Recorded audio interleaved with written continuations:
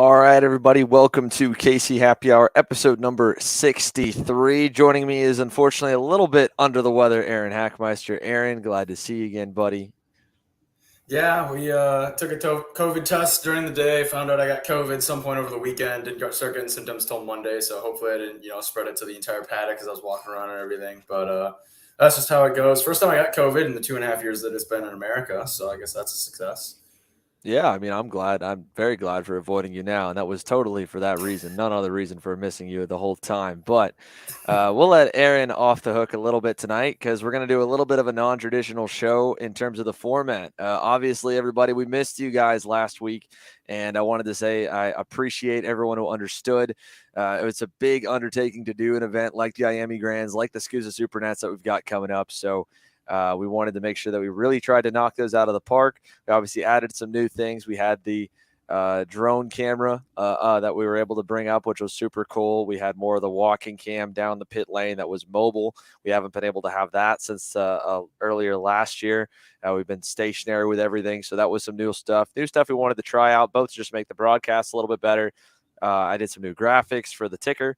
Going to do some more graphics like that and just play around, and hopefully we'll get to do more of that at the SKUSA Supernats too, which will be cool. So we wanted to make sure that we knocked that out.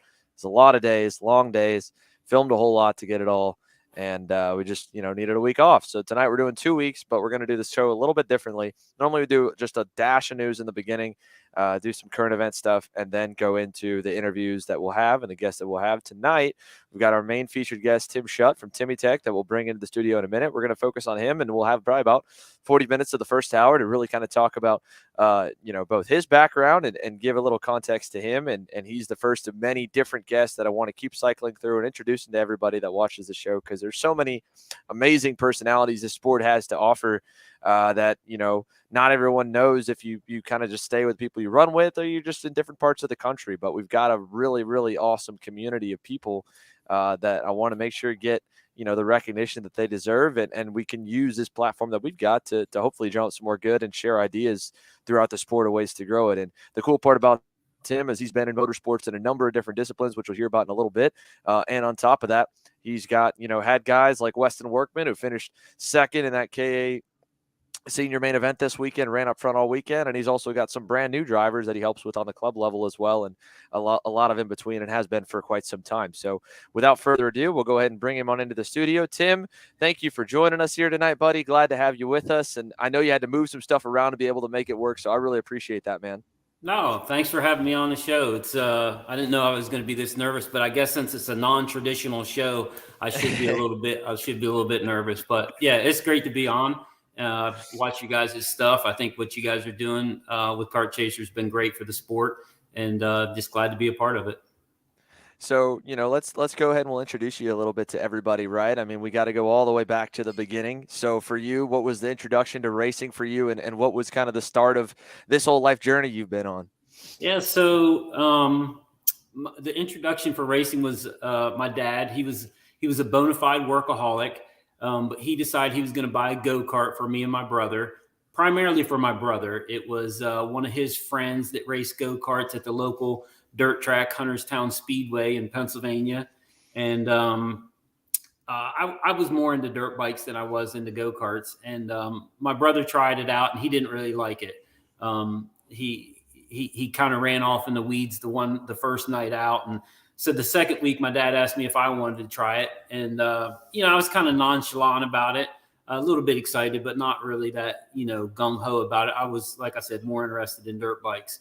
And I wasn't very good at it. I'm sure I wasn't in the beginning. Most people who get into karting aren't very good in the beginning, but I loved it. From the very first night, it was just such an adrenaline rush, the competition, and it was a big deal. I remember that was in 1978. And then I remember 1979, I won my first trophy, and that was like in the rookie class. So they handed out a lot of trophies, kind of like Kid Kart. So it was probably like a 6th or 7th place trophy, but it was everything to me at that time. Well, it was your first trophy, and then you got all the way up. So you were, what was your exact title by the very end with the JGRMX team for Supercross? Were you what do you could you elaborate on your time with them? Yeah. So how that whole thing kind of transpired was I was running a machine shop out of my shop here at my house, and I was doing a lot of off-road motorcycle hare scramble type racing. And Coy Gibbs approached me, which I'd known Coy from when I'd worked at Gibbs as a crew chief in the Busch series. And Coy he had already started the motocross team, and he wanted to start a retail suspension business. And he didn't really have kind of the room or the infrastructure at that time in their shop to do it. And so he's like, how about you start it at your shop? And so that's how we did it. We did that for 5 years. It was a pretty successful as far as the competition goes. Got to work with some really great families, some really great drivers. Cooper Webb was kind of my kind of star rider, and was really good friends with his dad Bob and his mom, and our families were close. My wife and daughter went and stayed at their house at the beach, and so it was, we were close knit, and so it's really been cool to watch him excel at the sport. That's awesome, man. That's cool because, yeah, I mean, for a guy like me, I really only started following Supercross in the last couple of years closely. I mean, I knew of it decently well when I was younger, and was more of a NASCAR fan coming up. But as we started doing more and more media stuff like this, paid a lot closer attention in the last 4 or 5 years to every different kind of motorsport and sport of what they were doing and what they weren't doing. And so I'm obviously familiar with him. I know we have a lot of Supercross and motocross fans in the following too. So that's cool. And then, talk about your time too in the Busch series as a crew chief. I mean, how'd you climb that NASCAR ladder to get even to that position too? Yeah. I realized early on, after the karting, I was about 16, 17. And when I grew up in Pennsylvania, it was all about dirt sprint cars. Like, right. It was, and I still hold dirt sprint cars in high regard. I think they are just really cool race cars. They're fun to work on. They're fun to drive. And so I did that for a couple of years in between going to college, and I went to trade school to be a machinist and tried to race. Always went back to racing. And right. I realized very early on, my dad had made it very clear that he was not going to, I forget exactly how he put it, but he basically was not going to sell the farm for my racing. And so I knew very, very early on that driving race cars was probably not something I was going to make a living at least not right away anyway. And so I decided I was going to work on them. And I went to work for Bobby Allen, traveling all across the country, which taught me a lot about a lot. Perseverance, how to do a lot with nothing, how to drive across the country, how to drive in between states, waiting to see which race was going to rain out so you could go to the one that wasn't going to rain out. Because, for Bob, most of the year that I worked for him, it was just me, and it was literally about making a living. And so the first time I met him, we were in a hotel room in Tampa, Florida, and he was basically like, look, I got $1,500. We can either go back to Pennsylvania where it's cold and snowing and wait for Williams Grove to open, or we can go to Arizona with this $1,500 and see how far it gets us. And I'm like, well, I don't want to go back to Pennsylvania. So that's what we did. And so, I learned a lot from Bob. And then moved to Indianapolis, was there for 5 years working on midgets, which I'd never worked on before, dirt sprint cars, pavement sprint cars, dirt champ cars, and did that for about 5 years. And then a good friend of mine, Randy Tolsma, he was moving to North Carolina, which I'd never been to before, to start a truck team with Steve Coulter and IWX. And he basically just invited me down. It was in around September, October. He's like, you should just come down and check it out and see if you want to do it.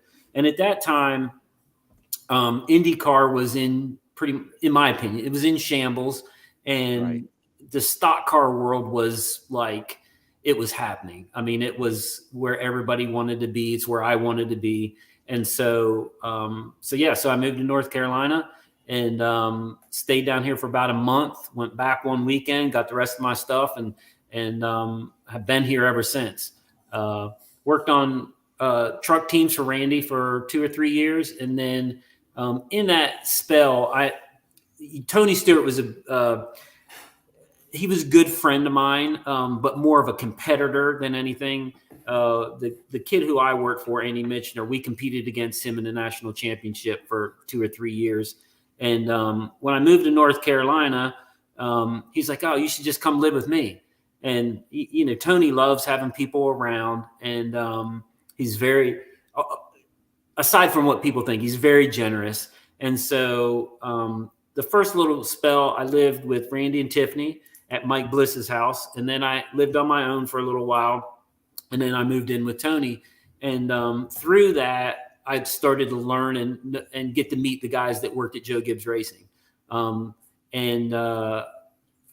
Ironically, I was supposed to go work as Tony's spotter and as a chassis builder, heavy fab guy. And me and Jimmy Makar somehow got our communication mixed up, and I didn't go work for him. But the following year, Jason Leffler was going to drive the MB&A car for Joe Gibbs Racing in the Busch Series. That's when Joe first bought the Busch Series from Gary Bechtel.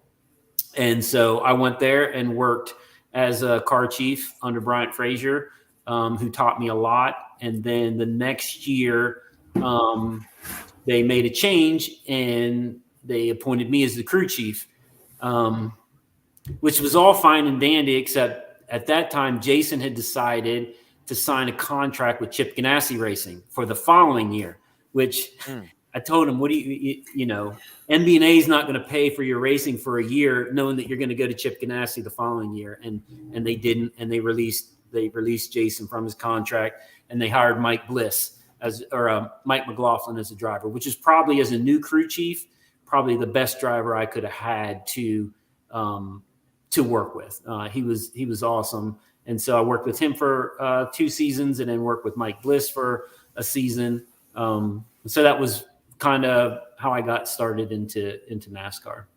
And then what made you, what was the reason for the exit after it all, after doing it for a few seasons? I got married. I did it for, I stayed in it for about 10, 12 years. And then I get mixed up on my dates. My wife has to correct me all the time. We got married in 2004. And the last year I had a hard card was 2007. Ironically, the last driver that I worked with in NASCAR was Mike Bliss, who was one of the first ones that I worked with. But really what happened was NASCAR, the teams had a way of doing things. The certain level teams did, where after the last race, they would let everybody go. And then a couple of weeks before Daytona, they try to hire everybody back, so they didn't have to pay them in the off season. And that's what happened. And I told my wife, I said, if this happens, I'm not going back to work. I'm done with NASCAR. But the bigger thing that was happening was, in those 3 years that we were married, we had 3 small kids, 5, 7, and 9. And when you're gone as much as we were then, pretty much every weekend, 4 days a week, 5 days a week, your kids are growing up, and every time you come back, like, you've missed what seemed like half their life. And so that was a great motivator to try to get off the road. So that's what I did in 2007. Brilliant me, I decided I was going to start a machine shop, because that's what, I was kind of a machinist, fabricator. And if you remember, 2007 was not the ideal time to start a business. That's when the economy crashed, and I had all these high dollar crew chief toys in the driveway. I had a bass boat and a motor home, and I had to get rid of that stuff pretty much as fast as I could. So I bet. And so then how many years go by from when you get off the road, you're doing your machine shop? Is it around when GoPro opens that you come out to GoPro and you get back and rediscover karting a little bit? Yeah, I remember I remember going and seeing Eric Jones. They had a little, kind of like a little storefront shop in Lakeside Park, which is where a lot of the race teams were. And I remember going in there and talking to Eric, and they were selling aero karts at that time. Right. And Leopards were big. Rotax was kind of big at that time. And talking to him about a kart and whatever. And then, I heard that they were building the track out there. And I remember going out there when it was still the upper parking lot was all still dirt. And they had the Sprinter van was out there, and they were doing laps, and dust was flying and whatever. And they're like, "Yeah, you can't go down there yet. It's not ready, whatever." But it got me excited. It really got me excited because, karting for me was kind of where I started in motorsports, and to know that it was coming back was a really cool thing. And and a lot of people were excited about it in the beginning, and people are still excited about it. But at that time when GoPro opened, all the NASCAR guys bought garages, and everybody was out there with their new karts and whatever. And at that time, I get the honor or privilege now. I get to drive new karts and sell them and do that. But back then, I was just looking for something to put together. And I remember being so frustrated because my neighbor had an old dirt flat cart with a Yamaha on it that somebody who didn't pay their bill had given him, and he gave it to me. And then a friend of mine in Indiana, he had been building these karts, who I'd actually worked for at one time when I was in Indy. He'd been building the Victory chassis. And so somehow we worked out a deal where I got one of those chassis and I put my Yamaha on it. And, I started to go out to GoPro and make laps. And that thing would break all the time. And it was so frustrating because all the guys that had the new karts, their stuff, it didn't break for 9 months. They didn't do anything to it. And for 9 months, nobody had any problems. And, they all had Rotaxes or Leopards, and I had a Yamaha. So I remember like Brad Sweet, he was out there with Casey Kane, and he ran me off the track. And, anybody that knows me knows that I can get pretty fired up. And, it was the start, all my stuff in the beginning, even when I got a Rotax, it was an old Rotax that, the cylinder was cracked on it and had to be welded up from somebody leaving the water in it and whatever. So, it was kind of reminiscent of my Bobby Allen days of not really having that much money that I was going to put in the kart. I had three small kids at home, and, I had to manage my hobbies a little bit more than I have to now. So that makes sense. There's the one old video that I think was one of the first. I had been following it, the progress as close as I could. And then the one video that sticks out to me about what you're talking about with all the NASCAR guys there, because they're not there as much as they were back then. Back then, like Kyle Larson, had his Aero, and he posted that on board with a GoPro on his helmet. And as he's passing everybody racing in a practice session, and Kyle being probably 140 pounds is probably 30, 40 pounds lighter than everybody on the track. And he's blowing their doors off. And it's like, there's Hamlin, there's Nelson Piquet Jr., there's boom, boom, boom in the whole practice, right? In just a random tag practice session. So the track probably even back then, for a guy showing up like what you're saying with a Yamaha with an off-brand go-kart is not nearly as the norm as now, where now there's a few high-dollar guys that are there around a random day, but there's also some lower budget guys or some guys just with some random stuff. More of a balance probably than where it was when it very, very first opened and everyone was all excited and just bought a bunch of new go-karts. Yeah, for sure. In the beginning, it was very one-sided. There was no Briggs. It was basically guys were getting whatever was the fastest they could run. And you're right. The Casey Kanes, Brad Sweets, all those guys that weigh 120 pounds, whatever, with no lead on their cart, Denny was probably the heaviest out of I heard Denny went there one time and bought I don't know if this story's true or not. I heard Denny walked into Kart Sport, bought 5 brand new karts from Eric, and then the next day Casey Kane goes in, buys 4, and then all of a sudden they're getting another container of go-karts from Australia of all the Aero karts to ship on in to start filling back up. Yeah, that sounds about accurate for sure. Denny had ended up going with he had energy for a little bit. Energy karts. Yeah. And then ironically, Justin Brayton, when I was working at Gibbs, Justin Brayton bought those karts and I ended up selling them for them. Really? Yeah. So it just, you know what I mean? It was small, and those carts are still floating around out at GoPro. That's funny. Yeah. So you're in, you got a victory cart, and then now, when does Timmy Tech as a kart shop and dealer start? Because you were was it Top Kart was first, or did you do the victories for a little bit and then Top Kart? We never really did the victories. That was a deal with McLaughlin's, Blake Deester, Billy, those guys. They set me up as a Top Kart dealer, and we had a good run. We had a good run with them. I wasn't really doing it full time. It was more doing it on the weekends and starting to tune for some kids at some different level or some different national level races. Paulie Massimino is one of the first kids that I got pictures of Paulie when racing cadet stuff at Newcastle. Was one of the first weekends that I worked for him. And then we had a pretty good, I've been very fortunate to work with some really good drivers as far as good people, some fast, some not fast, but good people, good families. In the beginning, worked with Gray Ledbetter, Miles Rowe was on a Top Kart for a while. And so we started doing the club stuff.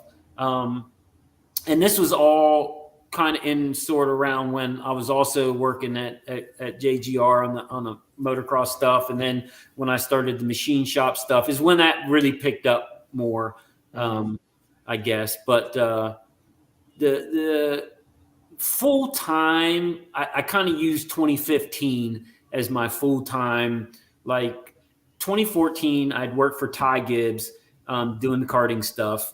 And then that ended, and I kind of went into 2015. I had a plan. There was a crew chief who wanted to start a machine shop, and I went and kind of certified, did a bunch of CAD CAM training, went to the Doosan factory to look at their machines, and we were just about ready to pull the trigger, or actually he was getting ready to pull the trigger on writing the check. And his wife and my wife are good friends. And he called me and said, "Hey, we're not feeling this. Something's off. Something's like, it wasn't anything to do with me. It was just like, we're not comfortable in moving forward." I'm like, by all means, no problem. If you're not comfortable, we don't need to move forward with it. And so that was in the spring of 2015. And I just told my wife, I was frustrated because I didn't really know what was going to happen next. I told my wife, I said, I'm not doing anything until God tells me what we're doing next. And I said, I'll do whatever's in front of me, and we'll just wait and see. I'd already figured out that a guy couldn't make a living working in karting, like on paper, you know what I mean? Like, it just doesn't make sense. But the next thing I know, it's like maybe the middle of the summer in 2015, and I'm like, we're actually like doing okay here. For me, even when I moved to North Carolina to work on stock cars, I wanted to learn everything that I could about stock cars. I wanted to be able to do everything. I wanted to fabricate. I wanted to do setup plate work. I wanted to be able to call a race. I wanted to do everything except body and paint work. I'm not sure why, but I have no desire for that at all. Okay. And, karting for me has been very similar to that. Even today, we do a lot of different things. We build motors. We have a chassis table. We do driver coaching. We run the race team locally. We do it at the national level. I do a lot of welding. Most people at GoPro know if you need a pipe welded up, I'm the guy to weld it up for you. If you have a chassis you need straightened, doesn't matter what brand it is, I'll straighten it for you. And so in 2015, we just started doing as much stuff as we could. And we found that we were actually and I say we, me and my wife, making a living at doing it. And so we just have kept doing it and trying to expand and pay attention to what customers and people want, and trying to, just provide them with most of my stuff that I do is service. there's other companies that do more, probably more sales. But most of my stuff originates with service type work. Mm-hmm. That's what I've heard. Obviously you're familiar with with Darren Tebby, the now GM down at Homestead, and I remember in the time when he was doing his shop for which really just started as a way initially to help kind of fund Connor's racing when his other business started to go down. That the part stuff that you can do okay if you have a really kicking online store, right? But the end of the day, what makes the shop model work for a lot of guys is being able to have good billable hours, good service, and being able to do a little bit of everything. So what you're saying, it makes sense that that's what really was able to, what was such a big part of the living, and what made that work. And moving to like what you're saying, understanding what the customers want, right? That's another reason why I was so excited to have you on here, and the main reason beyond telling your story, which is just so cool. I mean, we could do a round and round on that. I'm a sucker for any kind of old school racing story, because I just think it's the coolest thing ever, hearing all the guys that have done so, been involved with stuff that for me as a kid and still feeling a little bit like a kid, grew up as seeing those guys as heroes, and you being a part of that is awesome. But we talk with our sport, right? There's some things that we've got going really good. I think of where we're at right now. The class structures have been stable for quite some time. Like you said, back in the beginning, there was Rotax, there was Leopard, Tag was still kind of a thing, and now with the way the whole market's kind of shifted, it's pretty simple. We've got the Briggs stuff that does pretty well, even with the GoPro class having to run the silencer because of the noise ordinances. The classes is still really strong, and that's how another point I think with club racing is clubs should focus on just their club audience that shows up every week, and not so much trying to attract the guys from out of town, because you can get them once or twice a month, but you won't turn someone that has a track closer to them more often than not to be your regular and not theirs. So from your perspective, right, just as much as you're a part of events like this weekend where we've got big national teams, big national racing, long weeks, in a full tent, you've done, I think, a really good job of finding new people to bring in. So how have you, is there any secret sauce how you've been able to find some of the newer customers, right? I know I was talking, like I said, when I was texting you before, Dan Brewer's like, I mean, I don't know how Tim does it, but every 6 weeks, Tim's got someone at the racetrack I haven't really seen yet before. So what has it been for you? I think the only key is being willing to deal with new people. Mm-hmm. If you want to come test drive a kart at GoPro, I'm one of the only people that will actually do it. Maybe I shouldn't. I might get some rebuttal from some lawyers or something, like maybe I shouldn't do that. But my deal is for me, growing up karting with my dad is the single absolute best childhood memory that I have. And so for me to be able to somehow facilitate that for other people is really important.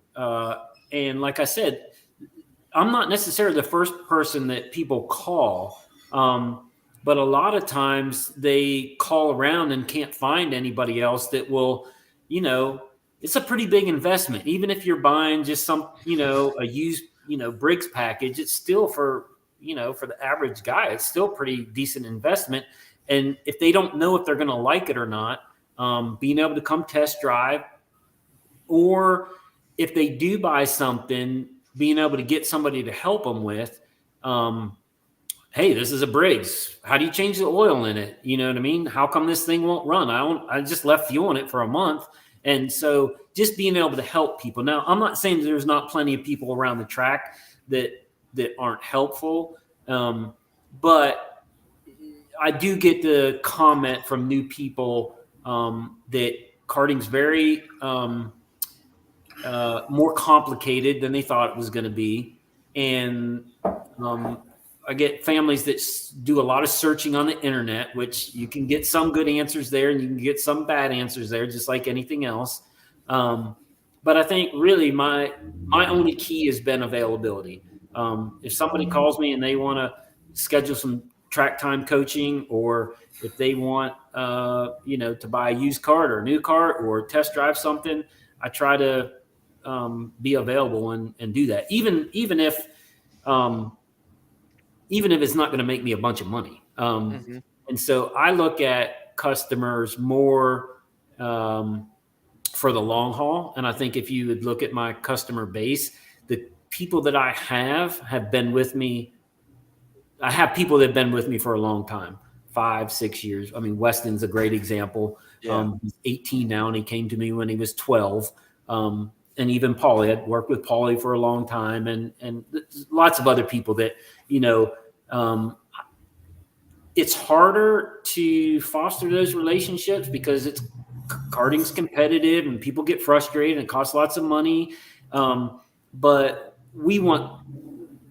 I want to have customers that I have for 4 or 5 years that have a good experience in karting. And if they get out of karting and move to cars or go off to college or whatever, they can look back at their karting that they had as a good time in their life. And I was somehow, a small part of that for them.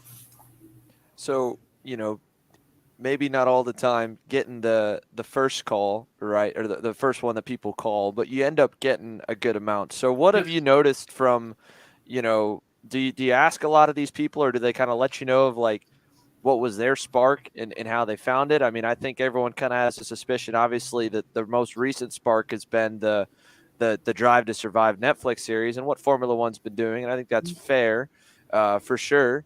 But what have you noticed about, where are they coming from and where have they figured it out? Like Hayden Jones and Dalton Haynes, they came out of Victory Lane karting, for the rental stuff, right? Yeah. So the first big spike, you'll have to forgive my memory. What was the kart show way back when? Kart Life on True TV. Kart Life. That got a lot of people interested in karting. And it just got a lot of people aware of it. But the indoor karting, at one time I had Kristen Room, Dalton Haynes, Roman Haynes, Hayden Jones, Weston Workman, all of them came out of Victory Lane karting almost all within a year. And I had the opportunity to work with all of them. But a lot of the people, I think the rental leagues that they have at GoPro for the older kids, that's where a lot of those come from, because they do the rental leagues, which is 16 and up, but they do the rental leagues and they realize, oh man, I want to do this. Like I want to have my own kart, and then they drive a real race kart and they're like, oh my gosh, this is really cool, And so we just had a customer that picked up a brand new 4R with a Briggs on it, and that's what he had done was the rental league stuff. And then there's other people that sometimes are just completely random. Right now we're building a new X30 kart for this guy from Atlanta. I haven't met him yet, but this guy from Atlanta, he's 55 years old and does some track days with his car, but wants to, race karts and be competitive and whatever. And so, I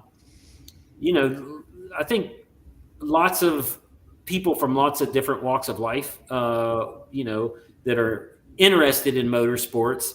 Karting provides them a somewhat reasonable entry-level way to get into motorsports. And so, I completely lost my train of thought on that. I got lost for a second, but don't worry. The nervousness goes on all sides, right? So these guys are. Oh, I remember. So for the kids that came out of Victory Lane, right? Because there's some tracks that have rental leagues like GoPro, and that's an easy handoff because that track is just getting that customer more. But did they come to you and said they had raced at Victory Lane? Did you go down to the Victory Lane leagues and kind of hang out with them? I mean, what was that like? Or because some rental track indoor owners I could see getting obviously frustrated about seeing their main customers gone, Yeah. Fred O'Grim is really good. I did have a conversation with him at one time about basically I wanted to put a kart in there on display for the kids that want to transition from indoor to outdoor, because it is a transition.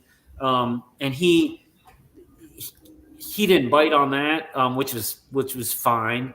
But I just talked to him the other week, and I know he still refers people to me because people tell me that he does.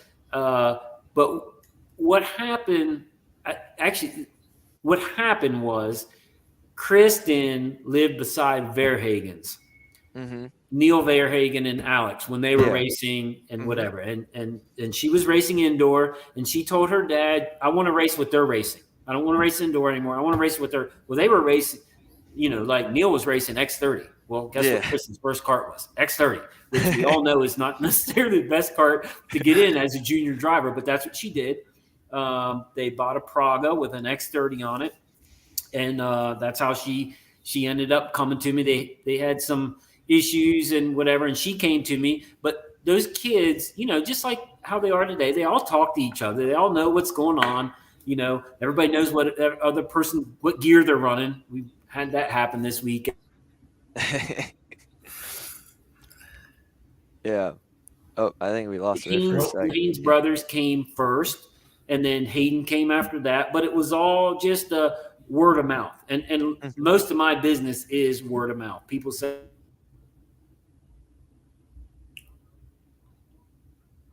poor Tim, so close. It's been big all night, and then just a little bit. It sounds like hopefully it'll come back on this next one here in a minute. But dang, we were just getting into the last little bit. Just getting into the last part of the fun stuff. Yeah, I got you now. I lost you for a second. Okay, yeah, but anyway, you were saying all the business has really just been, word of mouth, right? From one kid to another. Like once you got one out of there, then they're like, oh, where'd you go? Why aren't you racing the leagues, or why aren't you here now? Oh, I'm doing this. So that's been a lot of it. So that makes sense and that's cool to hear that he has a good relationship with it. When you went to him with to put the kart in there, were you like, was it just kind of like a hard no about it then? Were you trying to say, hey, I'll put up money to sponsor the league, to advertise in the shop, Yeah, Fred never really got back to me on it, which I was I just took that like, yeah, I'm not really cool with that right now, whatever, which is totally fine. I mean, like I said, they had some event out there, and I ran into him, and we had a 5-minute conversation about his son and how his business is, and he asked about my business and everything. It was fine, and it was really probably something that didn't really need to happen. I just thought it'd be cool if it did, but it didn't, and there was no, like I said, there's no hard feelings or anything like that. And maybe if I ask him again, maybe he's watching tonight and he'll call me up and say, hey, when are you gonna bring that kart down? It's cool if he, it's no big deal if he doesn't. Like I said, people, your reputation, word of mouth, like that's, for me anyway, where most of my customers come from. Yeah, that makes sense. And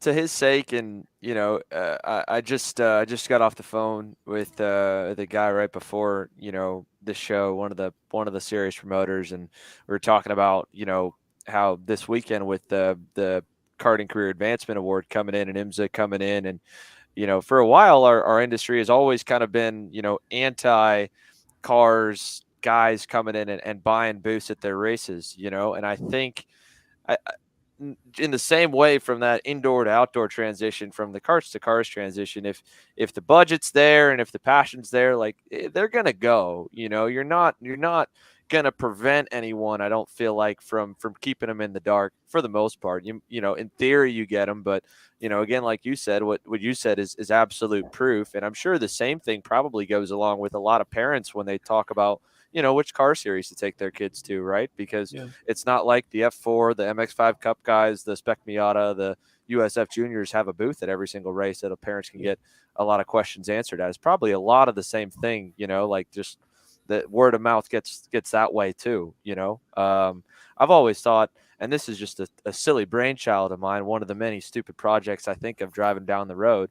But there are a fair amount, I feel like, of especially now with how many people are starting to really get into tuning week to week at all these races, that might get to a point like yourself at mid-20s or 30s or whatever, of not wanting to be on the road all the time, but probably don't have the money to really put a proper shop together. That, these indoor track owners, if you went to them and if they had the extra warehouse space and went, look, like, I know you don't know this business, but you're a business guy. Like, if your best customers buying $300 a sessions a month, what if you could charge them that or close to that in just storage and plus service and parts? And you got this kid between 25 to 30 or guy that, knows the sport, and you partner up and you do a shop based with that indoor track or brand. Because for most outdoor tracks, there's normally about 3 to 4 indoor tracks, within an hour radius of them, and to me, that's our funnel, right? Again, the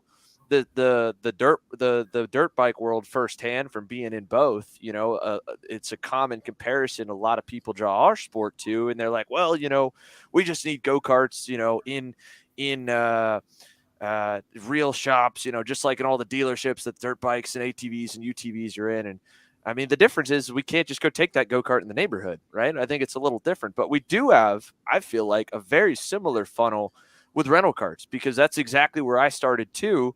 And if it weren't for the level of research that we had, and then on top of that, if it weren't for the fact that I went down to Barnesville, the track there, and found a family that we knew from the rental league, which was Dylan Murray, the kid who now races in sports cars, that him and his dad were racing. That was when my dad and my mom finally had the confidence to buy a go-kart and get in, because my mom had a family friend, and I didn't know how to interpret this when I was 8, 9, 10 years old at the time, telling her I wanted to race, of what she was talking about. But the friend raced quarter midgets.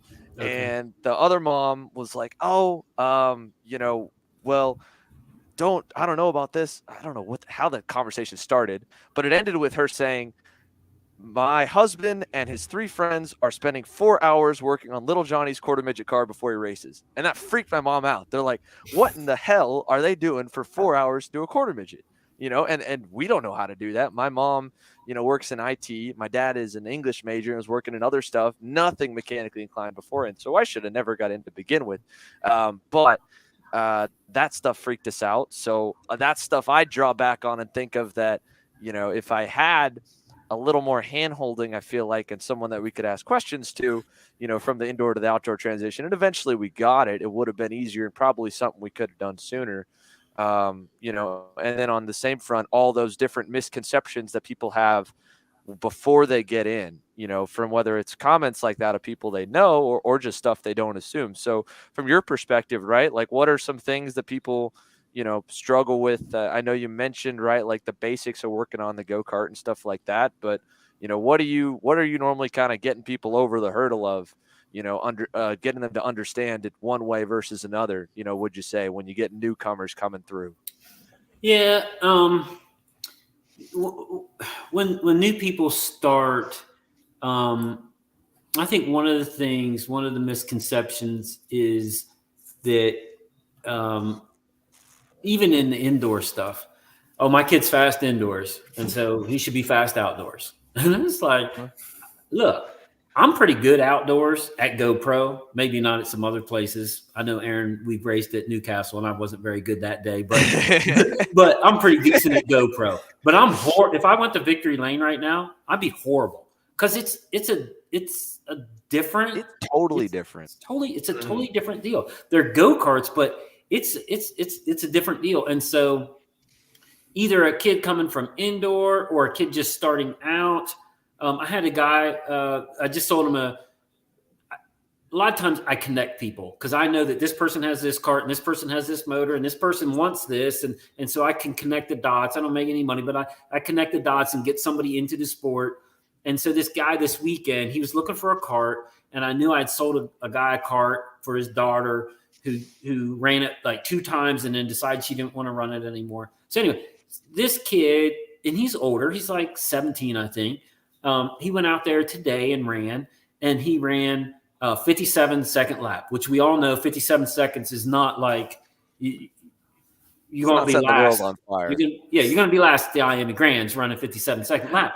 But the dad's like, well, how do you think that was? I'm like, well, did you have fun? He goes, I had as much fun, I think, as my son did out there. I said, well, it's a win-win then. Like, don't get so wrapped up in all that will come in time.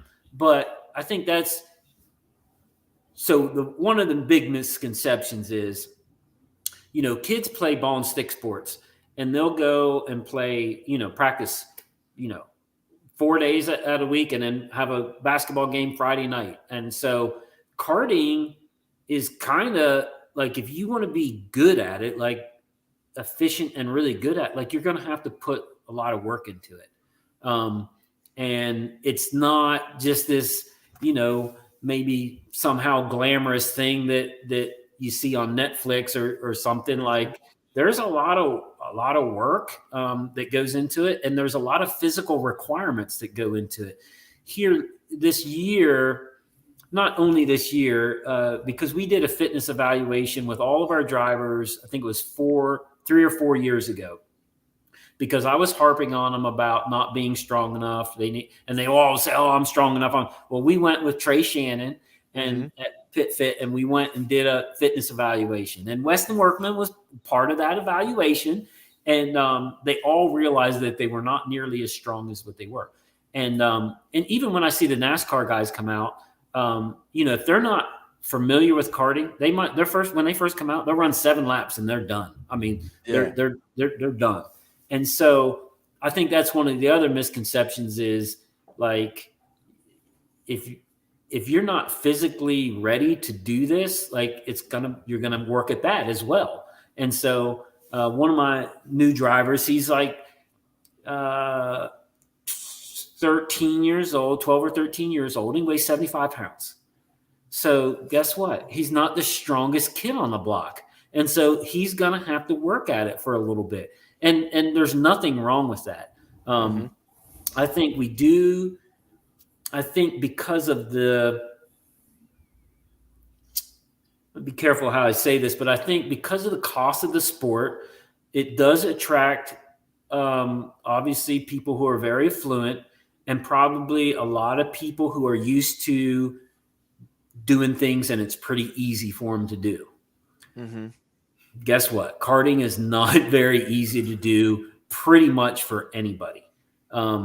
Even Denny Hamlin, I don't know if Denny had any karting background or not, but he brought what's the IndyCar driver's name from New Hampshire? Anyway, he brought him down. I don't remember his name in it. He brought him down to help him work on his karting, to make him faster in a go-kart. And that's that's really how he got fast at GoPro. And so people thinking, oh, it's just a go-kart, it's just 4 tires and a little motor, whatever, you know what I mean? It's going to be simple. It's going to be easy. It's not. It's super fun, but there's nothing that's really easy about it. Yeah. I've always and this is why, like, even when I used to come up and call the club races when I was still just going through school and living here at home in Atlanta and just hitting all those events around, that I made a really big deal to hype up the last lap and the podium in the top 3. And because it is so hard to win, I compared, people think like club racing, even, for example, especially at GoPro, which is really regional level, but club racing in general is not YMCA stick and ball sports. To me, that is the rental kart leagues at Victory Lane. That is a lot more accurate of a comparison. You could go to Victory Lane, practice maybe a couple times during the week, and then go run it on Saturday, and that's it. Hands off. By the time you do club racing and you're whether you're renting from you or you're for the most part probably owning your own equipment, that's travel ball. Like that's the heavy-handed, traveling all, even if you're not traveling all over at the beginning, the level of commitment that's there is more comparable to the guys that play, Premier League sports and the level above even what their school teams are, is a better representation. And yeah, it's a sport that, I love this comment from Blake Hunstad, Jeff, one time. He said, man, I don't really know all the time why we do this, because 90% of the race day at the track, we hate it. It sucks, only like 10% of the time. And he's probably off of this, really more 99-1. He's like 10% of the time it's good. We're happy. We podiumed or won or whatever. 90% of the time, hate this sport. This sport sucks. It's just a rough day. So finding victories that is important. Just like what you said with them. Hey, did you have fun? Are you enjoying your time? Because what we sell at the end of the day is an experience to people. So interesting to hear you here on the fitness side, because there was GoPro is obviously a demanding track just off the bowl too. There was one time when I moved up to X30 for the very first time, and I was still a very, very skinny kid then. I had a helmet that didn't fit me super well. It was about double the weight of the RI that I have now, and couldn't hold my head up by the end of the sessions at the bowl. And there's a couple pictures that got taken by the photographer there. And then when I went and started announcing, Bailey Sigler, who doesn't work there anymore, when he saw me in the booth, he's like, "Hey, aren't you that kid that couldn't hold his head up like last year?" I was like, yeah, that was me. And I switched the helmet, and then I was okay. But that was probably one of the most embarrassing things that I've ever had happen. And it was more frustrating because we lived in Atlanta. So when we come up to run, like, it was a big commitment for me and my dad and my little brother if he came up and run too. And it's like, this sucks. This sucks to do that.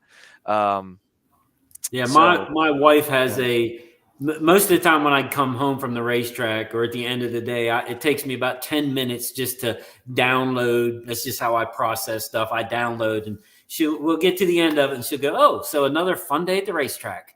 And it's like, yeah, it was a fun day. Like, we have a lot of frustrations and a lot of whatever, but there's a lot of good stuff that happens at the racetrack, a lot of good relationships that are built. And obviously, I mean, it's way too much work to do if you don't just love doing it. I mean, even like what you guys do on your broadcast and what I see, you got cameras everywhere and, drones flying up and down and all that. Like, if you don't love doing it, like, it doesn't pay enough to, I don't think anyway, it doesn't pay enough. No, it don't. I mean, if it did, I'd at least have a trailer by now, which I don't. We stuff everything we can in our cars and ship a little bit around, and we're doing it every week. But I will say, we're not competing, when we go and do it. So unless our stuff breaks, which, knock on wood, we've actually had a really good run.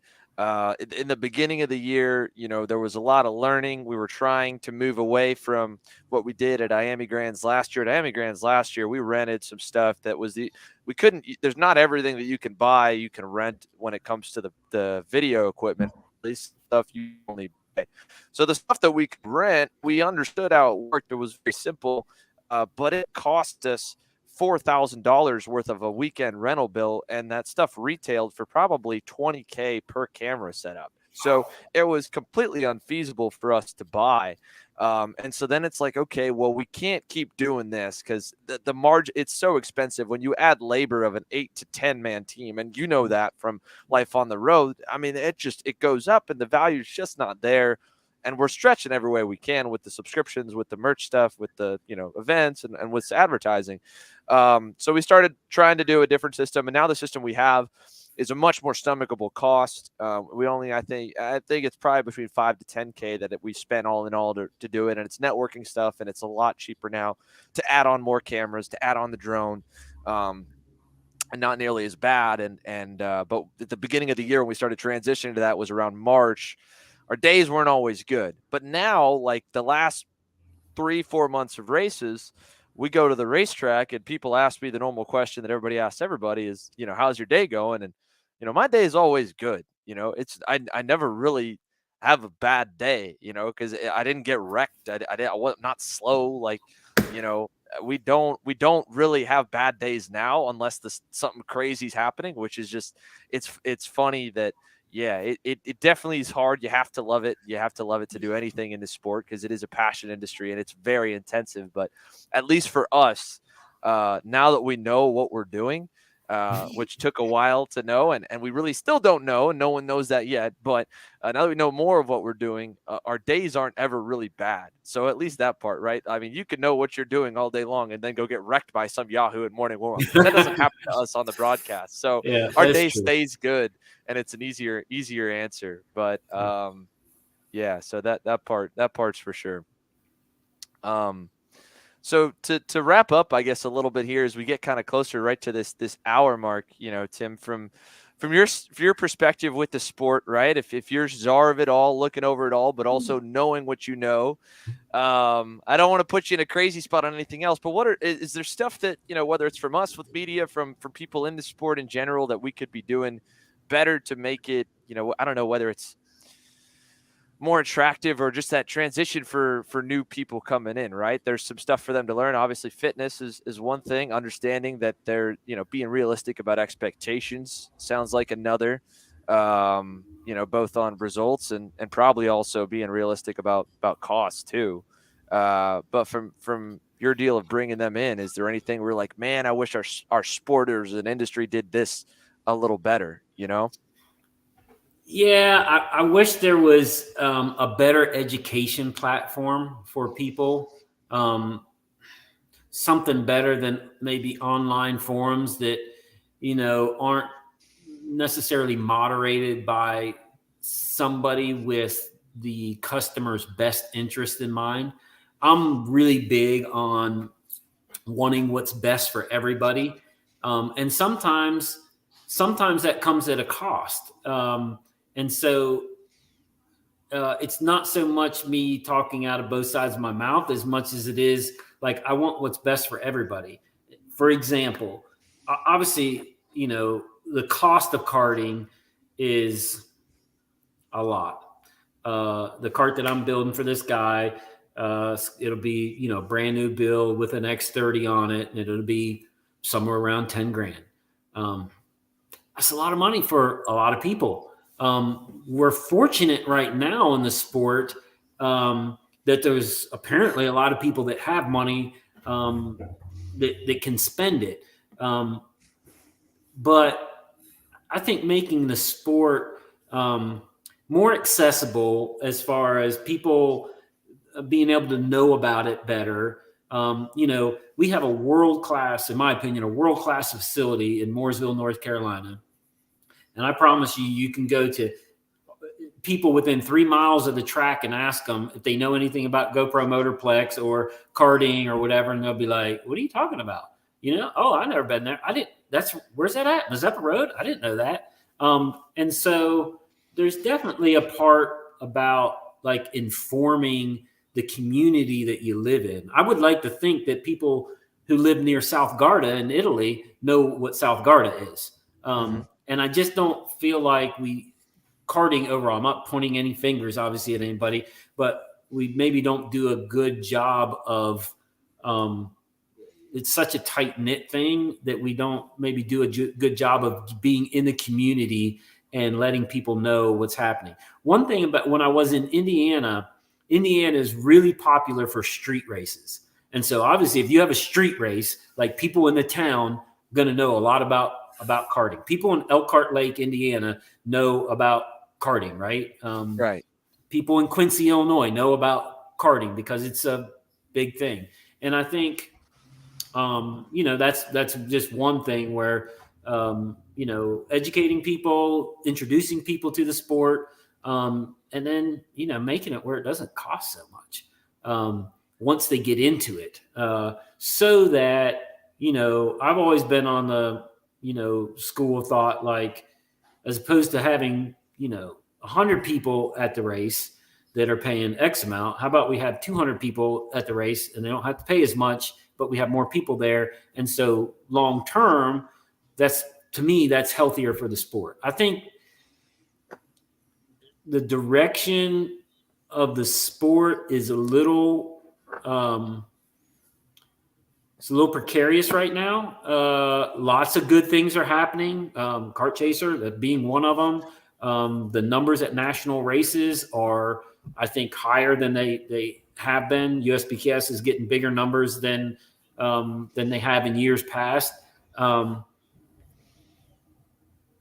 people are continuing to spend the money, but one, I don't think we're retaining the people. I don't think we're retaining the families and the drivers as long as the industry needs to. I think the days of Oliver Askew and Kyle Kirkwood, who stayed in karting through 18, 19 years old, we're seeing kids leave at 13, 14 to go drive whatever.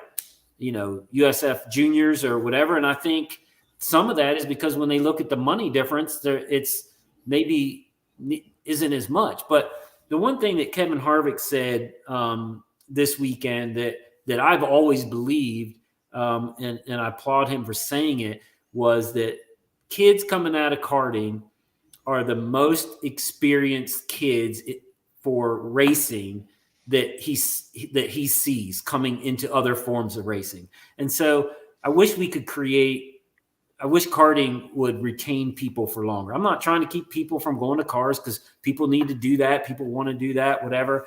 But I think there's so much value in karting that we should be able to keep drivers in it longer. And so that when they do move on, they're better prepared and can have more success, which in turn is going to show people, hey, this kid stayed in karting until he was 16, 17, 18, and then he moved on. And so it makes that path a little bit more defined, because there's more experience of people actually doing it that way. That makes sense. I mean, that's exactly the point that I made to a few customers that we had with the shop and a few other people in karting around that era that Kirkwood and Askew were winning on the road to Indy. I was like, yeah, they've lowered the age, and you can go at 14, but don't look at just the age of the field. Like, look at the champions and what was their path, and their path was waiting until, they were dominant in every type of kart at every level, at the highest level. And luckily for Oliver and Kyle's case, they were in situations at first with OGP that sponsored them and ran them up. And that's unfortunately a completely unsustainable model. But by the end, they were with Burrell, with PSL, and Burrell gives PSL a good amount of money each year to support drivers. And they got on their radar by running up front. Were able to stay. And then you still have guys like, Braden Eves who come back, and Christian Brooks who come back, and playing up them when they come back and say, look, like this is really good training, and this is why I stayed longer, because my theory has been that you could go to those series and spend way more money having to run them for 3 years and spend 2 years learning till you win, or you could do what Oliver and Kyle did.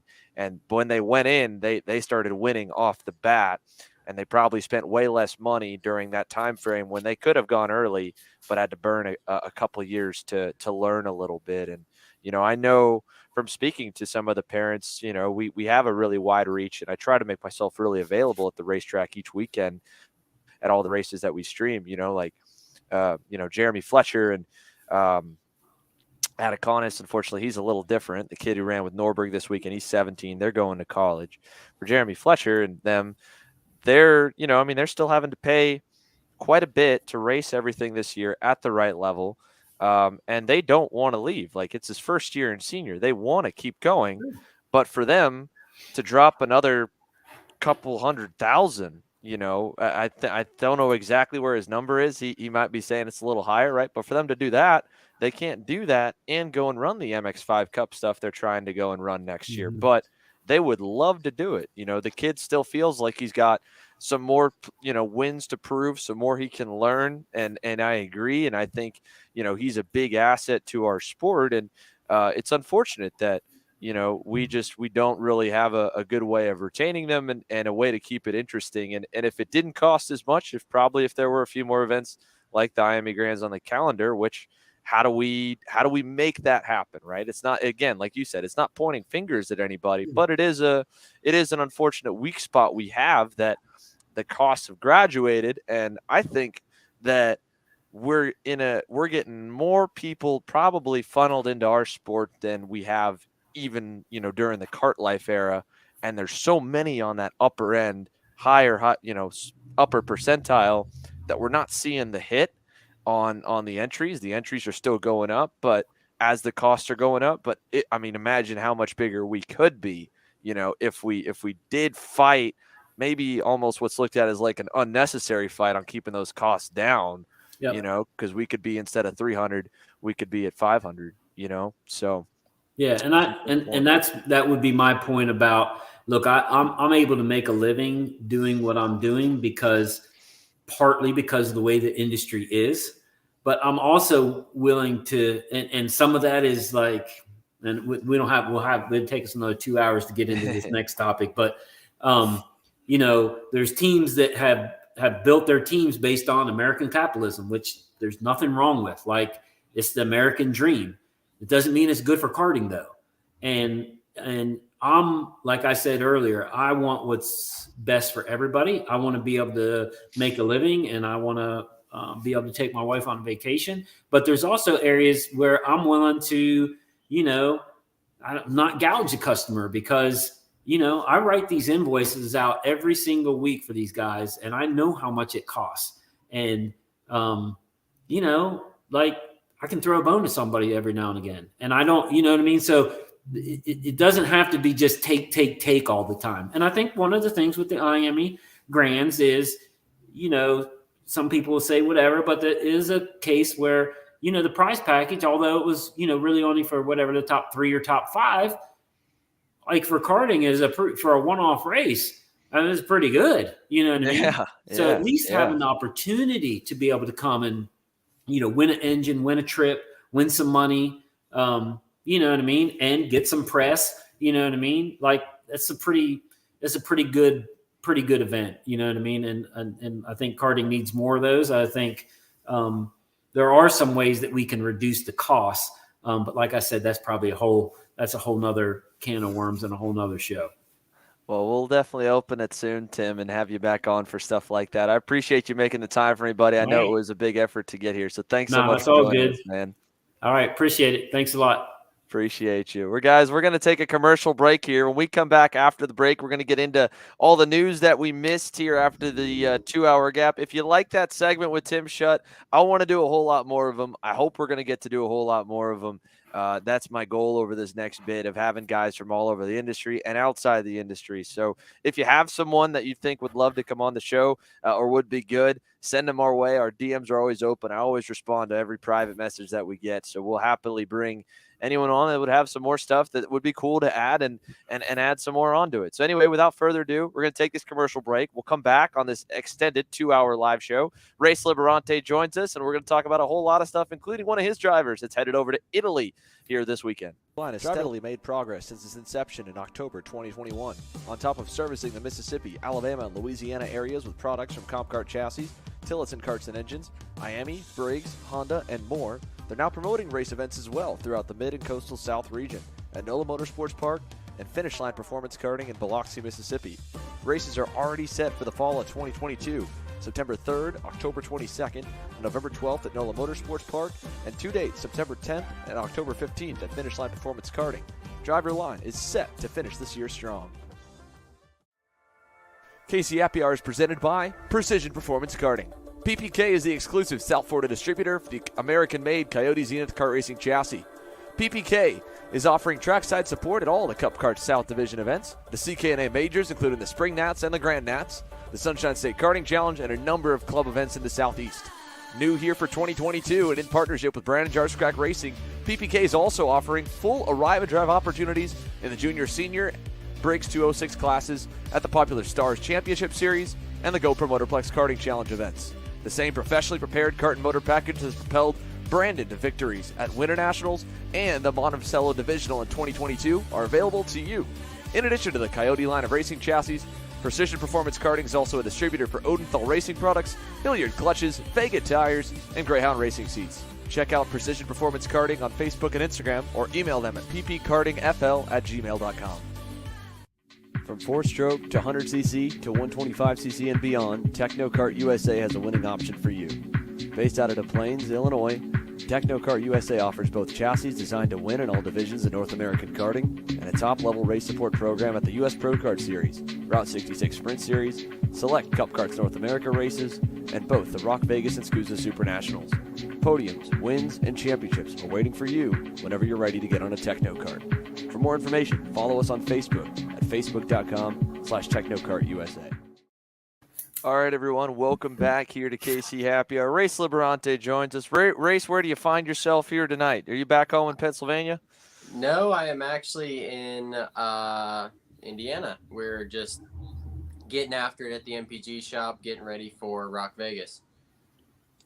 Well, Aaron, I put this one on you. I know you're sick here, but I wanted to give you at least a little bit to do here tonight. So lead me on through. What do we have? I'm going to try and check over our notes as well. I know we have let's see, we have the IAME Warrior final. We don't have a picture for that, but a shout out to Keelan Harvick, finished 5th over at Le Mans, France for the first of the 2 weekends. So the Warrior final is separate this year from the International final. It has KA, Mini, and I don't know if it has another class. It was KA, Mini, I think it was Masters, and they call it KI, which is like a Spec KZ program that they ran.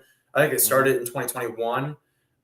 So those were the 4 classes that ran this week, and then next weekend is X30 X30 Senior and X30 Junior that they're going to be doing. I don't know if we have anybody going out for those classes, but Keelan Harvick, like you said, finished 5th out there, did a great job. And yeah, KA100 for the first time has gone out and been presented at like one of their international events, the IAME international events and stuff like that, which I thought was pretty cool to see as a package that started here and in Australia, and getting some recognition in Europe now. Yeah, I know Hayden Jones is headed over there to the IAME International Final. They were kind of unsure on the budget and who they were going to run with, and ultimately got hooked up. Norberg had a ticket too, but he's headed home. Couldn't afford to take the week off work, and I think he's got a lot he's trying to sort out. I saw him this week. He got himself a new truck, little trailer, picked up a go-kart, so he's trying to do some more work back in Orlando. So he isn't going. I don't know if we have any X30 juniors going, but I know that Jeremy Fletcher had a ticket and is trying to go, or was. I don't know if they are, but I don't think they are, because he was trying to run in KA this weekend too, and then ended up at the IAME Grands. But I know that Hayden Jones is representing Team USA over there at the IAME Worlds, and then for the Rock Worlds, handful of guys over there with Gage, with your kid race. Talk about how cool that event is. Obviously, to have you've been over there on all of it. You've been to the Rock one too. No, I've only ever been to a Road Tax International final, but we won a ticket last year with John Antonino winning the Rock Championship out in the West Coast for the Challenge of the Americas, and then this year we did it with Gage Korn. So he's going over there. We were going to try and put together our kart effort to do that over there, but honestly, the cost of it was just so much that we ended up partnering with Modena Racing over there, and he's doing great so far. I guess it's today was unofficial practice, and he was one of the faster kids on track, so looking pretty good. He's just learning how to drive in a little bit more rubber than we're accustomed to right now in the States. Makes sense. Let's see. Let's go back over stateside. So wish them best of luck along with Gage. Kai Johnson's headed over. Hunter Piquet is headed over there in Shifter Senior. And then who's the other ones we have on the list there, Aaron? Carson Bowers is the other one. He's in Senior, and then Hunter Pickett's obviously in Shifter for those. So we have those 4. As far as I know, those 4 heading over representing Team USA. And honestly, all of them sound like they're going to do pretty solid out there, hoping for some good results, maybe a win or 2 in the 3 classes that we have covered. Yeah, Kai Johnson, I think, could be a real contender in Mini for sure. Gage could be good if he, it's a bigger and different environment. Kai's advantage, he's been running over there a good bit this year at South Garda, especially specifically. So, Kai is without a doubt going to be a race winning contender if the week falls headed that way. Now, we do have some side news that's happened over the last little bit. This deal of the Route 66 Sprint Series getting sold, and this was kind of in the works for quite some time. I think, with Mark Coates and his crew, they wanted to make sure that it went over to good. And I think with Chris Kardashian taking it over, I mean, that's going to work out really, really well. I actually talked to Mark earlier today about it and about one other piece of news we're going to drop here in a little bit. He's still going to be around at the events. They're still going to give a ton of the championship awards and raffles and giveaways that they always do for the Route Series that they've been known for. And that's a big deal because that series has been around for almost 25 years, if not more than that, I think by now. Wow. But it's a long standing championship that's been around and been a mainstay in Midwestern karting. And I know you've talked to Chris as well. I think that's a really good guy. And in both cases, it's going to allow both parties, Mark to focus more on USPKS full time and for him to focus on the Route Series full time. I think that's a really good marriage, or, the way it's going to work out. Yeah, I did get the pleasure of actually first meeting Chris at Audubon this year at the last route race of the season. And I actually don't have much knowledge of him. I know his son and have raced against his son and actually been a fan of his son at one point. So, didn't really ever get to meet Chris, got to meet him, and he kind of shared some of his visions and aspirations for the Route 66 series if you were to acquire it. We did run into a hiccup with our team there with between a championship that was kind of left us with a sour taste. And, we are going to compete in that as a team next year based on Chris's vision and his ambition for the growth of regional kart racing, because tuning into a little bit of the end of what you're talking about with Tim, I do think, although the economics of go-kart racing in North America look pretty solid on paper right now, the actual customer base and the depth of that is not solid, in my opinion. And really starting things out at the local and regional level is what's going to eventually provide opportunities for some kids to move up to the national level with their local kart shops. And it really just takes a whole economic system to grow the way we all want to and envision it growing eventually. So Chris has that vision.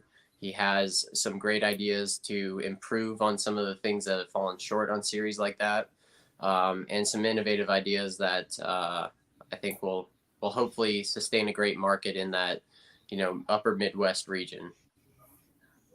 Sweet. Yeah, well, so the other part that with him is I know that they're really involved, and be honest, from what I understand of seeing just the brands of go-karts on the racetrack when they were Top Kart dealer before, Top Kart's about all you would see at their home track at Stockholm Karting Center. So, and you see with Kardashian himself, they don't run a full national schedule and haven't for quite some time. They go and travel to probably 10 races at most on the year, hit a couple nationals. They've hit the full route schedule for the last few years.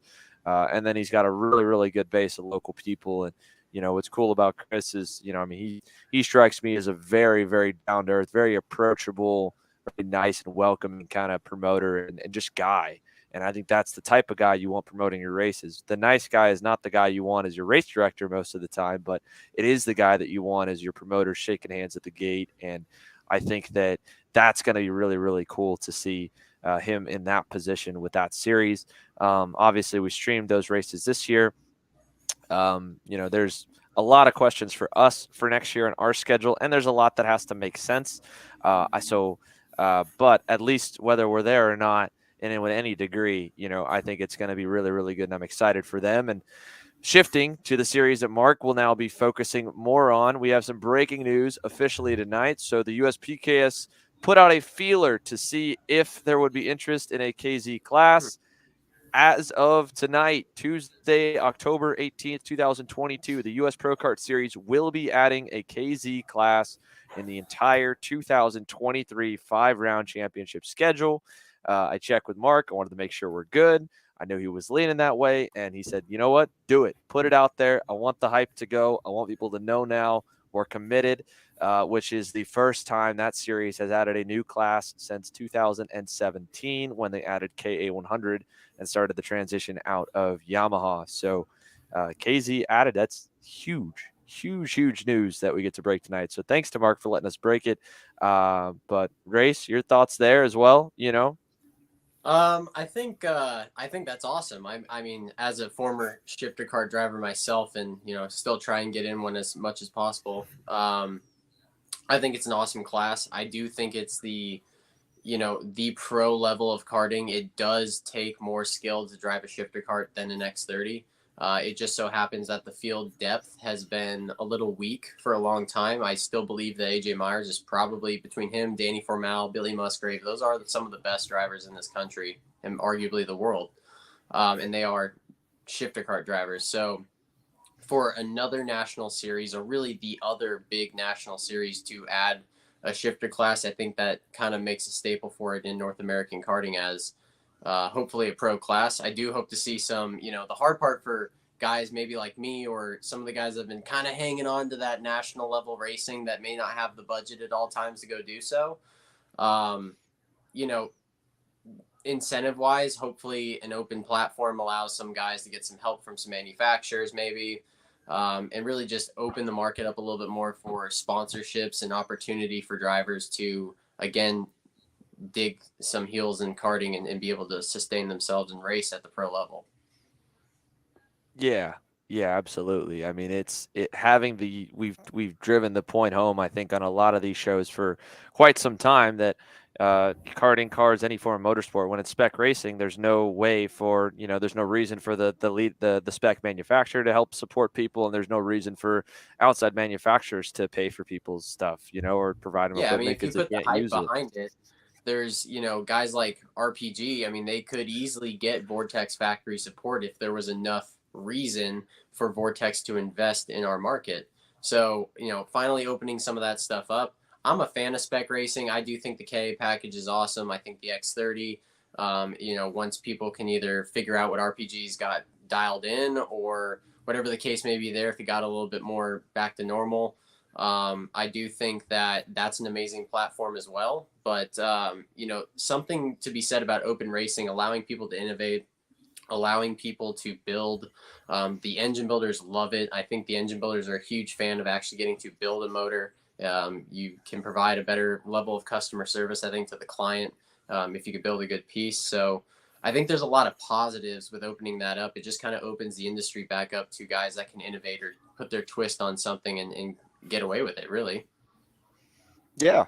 Yeah. And at least with the open classes, fully open, there's not the extra expectation on parity that gets thrown on the spec classes too. Like the problem with the X30 is there is stuff that you guys that the engine builders are able to do, and there is stuff that can with Mini and Pro because it's a single manufacturer class.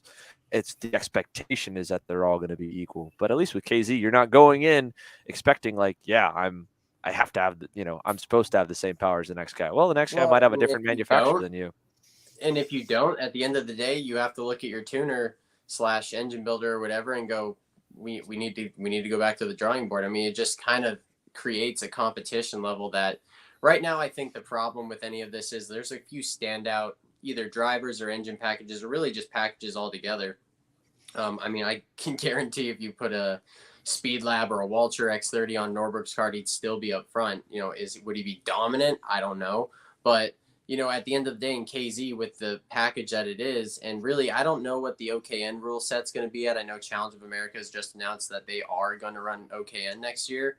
I hope to see that you can maybe do a little bit of engine work to it within parameters to, perfect the motor possibly or truly blueprint the engine. But with the KZ platform, that is the love and hate of the program is that, will you start maybe seeing some of these suitcase engines like some of those SRPs? I mean, those are great power plants. Those are amazing motors that are built by a pro.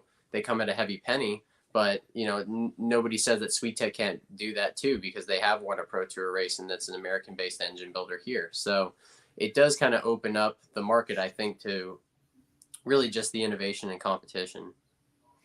Yeah, it does. It was interesting to hear from Gary Carlton directly when we had him on the podcast a few weeks ago, saying, yeah, like when we started with K last year, the pro, like SRP was kicking our butt up and down the curb, and then now he feels like the Sweet Tech guys have caught up, and that's a standard innovation curve. When something new comes out, someone's going to get the jump. It's usually the higher budget guy that can spend more time on the dyno, more time on the racetrack, and has more resources to pull from. But eventually, people can close that gap. And that's what was interesting too with the X30 stuff this weekend is, Justin Anaconis on a Speed Lab X30 was as good as Norberg. Talking with Norberg on a little bit yesterday, he's like, dude, like if that kid would have passed me back early when I passed him, he would have walked away. I passed him because he was quicker and I needed to get him behind me, and he stayed behind me, just not knowing any better that my stuff was going to be probably a little bit coming in later than his did. And then by the end, Justin fell off a little bit. Ryan had lower pressure, came in a little bit later so he could really do what he wanted. And then, then just it was a two-way battle to the end. But, it seems like the American builders are pretty happy with where they're at now. And, what does the purse money look like, right? I mean, this isn't the same as adding a 206 class or micro class where, like you're saying, you can pull numbers without needing to put up money and pull numbers without really wanting to put up money. You don't want to have a big money Briggs 206 class, and you don't want to have a big money cadet class because that's not what those classes are for, and it doesn't generate what those classes are meant to generate, which is learning and development and hopefully lower cost racing. So now with adding KZ, there's going to be more entries, but will that budget work out where they get enough for what they need to put up? And I don't know. Hopefully it does inspire some more sponsorship, maybe some more teams to chase it, and then they get the residual entries. Because if you put a standalone KZ or X30 race, you're not going to get every team to go, and because of that, not every driver to go, because the teams need a full class structure. So there are some teams that, for example, chase the Star Series, or teams that go up to USPKS already that, it's harder for them to justify some of the farther away races. Like we're going to Houston next year, and then we're going, still up to the Midwest and then down to Florida.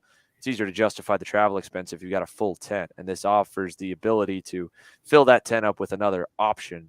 And I think that part is good, even if the KZ class, what they have to put up is similar to X30 Pro money or better, just to get a 20-car field.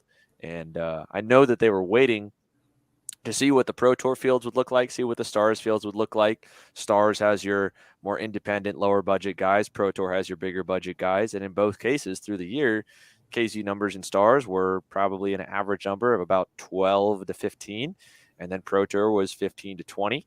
And compared to the previous year, that's up about 5 entries apiece. So, on paper, you'd think it would hopefully go up again in 2023 and pull what they're looking to pull. And, and hopefully now that there's more, the other part with shifter kart racing that's kind of a bummer is, realistically, most shifter kart drivers, there's not, I know GFC and a lot of these guys that do a lot of testing, but in comparison to what I see other people in single speed driving or really KA testing wise, doesn't happen so much because you only race really 8 to 10 times a year, in a pro shifter category. Sure, there was always the F series or the one-off, the street races are amazing and fun for us all to go to. But realistically, you ran the Pro Tour. Half the guys went to the Florida Winter Series. If they did, they went to the Rock one, or you did the Challenge of the Americas if you're a West Coast team. And then you had the 2 Vegas races at the end of the year. So realistically, like if you only went to the big events, the national events, you race 10 times a year at most. So it's also hard to justify because I feel like the way the market is now, a lot of these guys just want to race. And I mean, I see so many people weekend to weekend. And, with that mentality, and if you're going to invest in a package, because the KZ package is an investment, it's a different go-kart, it's a different engine completely, all different parts, all different chains, sprockets. I mean, it is an investment to go do. For some people to justify that investment and that switch to KZ from maybe X30 Junior, they're sick of getting their teeth kicked in an X30 Senior and they want to go try something else, or your driver's over 6 feet tall. I mean, realistically, that's the avenue you really need to go down. So, that I think that'll open up the market a little bit more to more drivers and maybe the interest level of KZ racing going up. That's a good point too. Just having more events to pull from that would justify the cost of the equipment for sure. So switching gears, both from a gearbox class where you do switch gears to everything else, from this weekend at the IAME Grands. First, I wanted to lead into this because I think it was a good topic that just messaged me here live during the show, and it was something I wanted to talk about a little bit further on, but I think race, you're pretty good to talk about. I've talked with, other guys that are kind of in our age group in the 20s in our sport right now that is just sad, and it's not a new problem. But for Justin Ataconis, this race was his last race. He's 17 years old, looking down the line at college. And, they don't have the money to go do college and go do cars. I mean, really, we're kind of at the end of the rope of what they could spend to afford to run X30 Senior. Did a really good job. I mean, kid drove a phenomenal race. It was, again, going back on the motor deal. It was cool to see because he was on a Speed Lab, wasn't on RPG go-kart, was on a BJR, MDR go-kart. So those guys were, again, getting some validation that they know exactly what they're doing when it comes to tuning the chassis and getting a driver coach really how to get GoPro. But putting all this time, all this effort, over the last few years, especially going back in the last 3, I wish that our sport and again, it's not new, it's not rare, did something better to take care of kids that put the effort in to get successful at it, right? I mean, we talk all the time about how cool it would be if we did have more races like IAME Grands, and we could find a way to get some fans in and have a pro level above the levels that we have right now, and that they could graduate to, whether they want to go to cars or not. That does take care of really good talent. But even beyond that, there's a lot of jobs in the automotive industry, in racing industry, that even if Justin didn't make it, I wish they were looking, that way. There's just nothing that he has unless you go out and you find it. Ryan went out of his way, really, really hard for years, and kind of had to bet on himself when PSL fired him for trying to make money in the sport, just because he wouldn't. One of the reasons, I think, was he wouldn't stop posting his videos, because that was another side revenue piece he was working on building, and they wanted to keep his coaching exclusive to Burrell go-karts and to Burrell drivers and under their tent. But Race, what are your thoughts on this? On trying to take care of people to give them careers. At least in stick and ball sports, if you're not good enough for the MLB or the NFL, but you're good, you're decently good, you get a college scholarship and you go play up there. From the end user perspective, you're getting something at the end of it all. It's a whole different game. Obviously, they're getting that because there's a reason, and a benefit for the institution of the university. But I just think it's kind of sad, and it's something we don't talk about a lot, but it's one thing I think would be cool to talk about, that we kind of lead guys up the cliff, and if they've got the big money budgets to go to cars, we can try to prepare them for that. But there's nothing else that we do if you don't. I mean, realistically, I see karting as its own economic system. It really is. I mean, when you look at the vendors we have, we have people that cater and only show up to cater at go-kart races. Like, we do have our own ecosystem slowly growing within the karting community. And that's really ultimately, one of the key factors as to why I ended up partnering with Billy Vincent and Chase Jones and MPG for the team moving forward. Is we are trying extremely hard. My core vision of Race Factory from the start was always to have another avenue for a driver to go down, helping fund drivers that don't have the funding to race national racing, and really just trying to give back and grow the community, and really just keep reinvesting in karting. And Billy and Chase share that same vision, but Billy's vision is to even show people that it's okay if we don't make it as drivers, and that wasn't okay for me when I was growing up. This was like our family plan.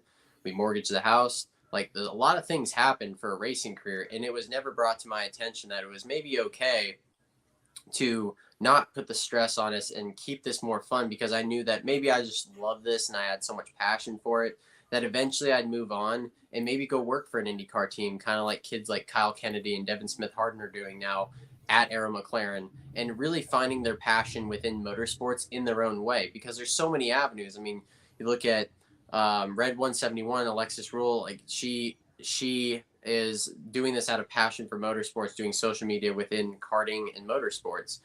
You have people like Sean Burkle who are amazing with videography. They could easily go work in IndyCar, and they choose to stay, here in karting. You guys doing what you do. So there's this ecosystem that's slowly starting to grow, and I think it's going to take everybody doing their part to grow that as industry leaders or members, guiding their customers down the honest path, and really just doing all the things right realistically to create a community that will eventually grow within itself. And that's kind of what it's going to take. I know that's kind of a vague statement with that, but it being okay and brought to the attention of people, it's okay that, and there's so many avenues in motorsports that you can make a career path out of, whether it's driving or not, I think would grow the sport in general. Because right now, if you look at it, like, the ceiling's low in go-karting. Like, the best you can be is Ryan Norberg. That's the best you can be. And no offense to him, but, like, he's not making a killing. He's not buying a brand new house anytime, or, big mansion or anything crazy. Like, he's not making a career out of this, as much as it's still a passion for him. And he does make a good living because he coaches and he works with the team and he does so much extra work. He's not just a driver. And even at the professional side of motorsports right now, I mean, I busted my ass for 6 months to get one shot in a TA2 car.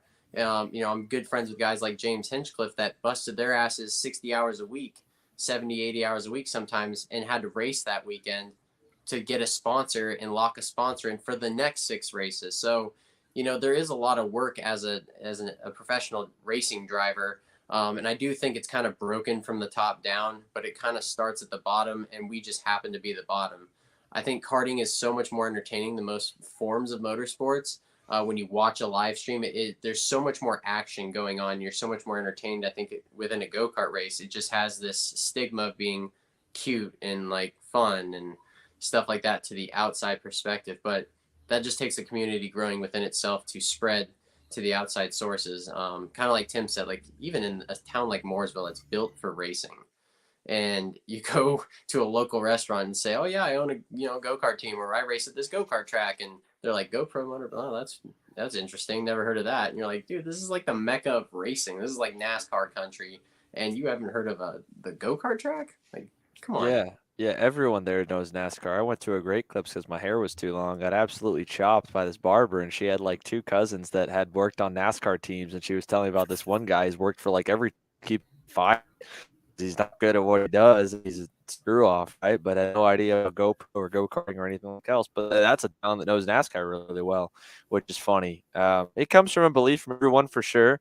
I know that we both have people on the show and in the comments that don't believe in the sport being able to be more. I think it can. Obviously, you do as well. Another thing that came to mind that was from another, just message that I got was like, there's a lot of like high performance driving experiences and like car racing schools where the instructors get paid more than like a standard karting coach does, and Yeah, some right. people can make a bare living. And those driving instructors suck. Like they suck. Like a lot of them are bad, and they have no perfecting, no race experience at all. And I wish that, and I don't know how you connect the dots where those guys would realize the driving talent that we have here, but there's even like driving jobs that we could be sending, offering and hopefully would be offering to these schools as an instructor for these HPDE stuff like that these kids could work. I mean, there's I have no doubt in my mind, Justin Ataconis, Alex Stanfield, Weston Workman, Jeremy Fletcher, Norberg himself, right? Any of our top guys, they should get those gigs too, because they are way better. The fact that there's a guy that just worked his way up as a kid, probably wiping the shop floors, which is good for him, and is now being the instructor and saying like, I know of a guy at Atlanta, and this guy he runs his own Audi driving experience, or it was Audi or something like that.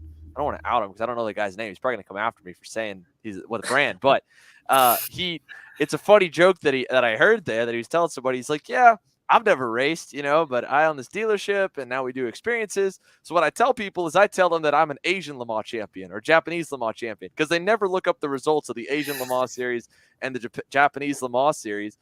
So they believe that he's a world champion sports car driver, but this guy's never raced anything in his life. And it doesn't matter, because all you do in those driving experiences is get to drive a really nice race car. And you just hit the gas down the straightaway and you slow down in the corners. The guy's on just, your side, and he's just like, woo, going crazy. But, yeah, I mean, our drivers are so much better than all those guys. The fact that they don't get those jobs and these freaking people do is criminal. Well, I think it's a matter of applying if that's what you want to do. But it is interesting, and it is strange that you look at, and I've been fortunate enough to see a lot of different sides of motorsports, and you look at the raw talent, and I think that you look at guys like all the kids you just named, Ryan, AJ, Danny, Billy, all these guys, these amazing talents we see in karting.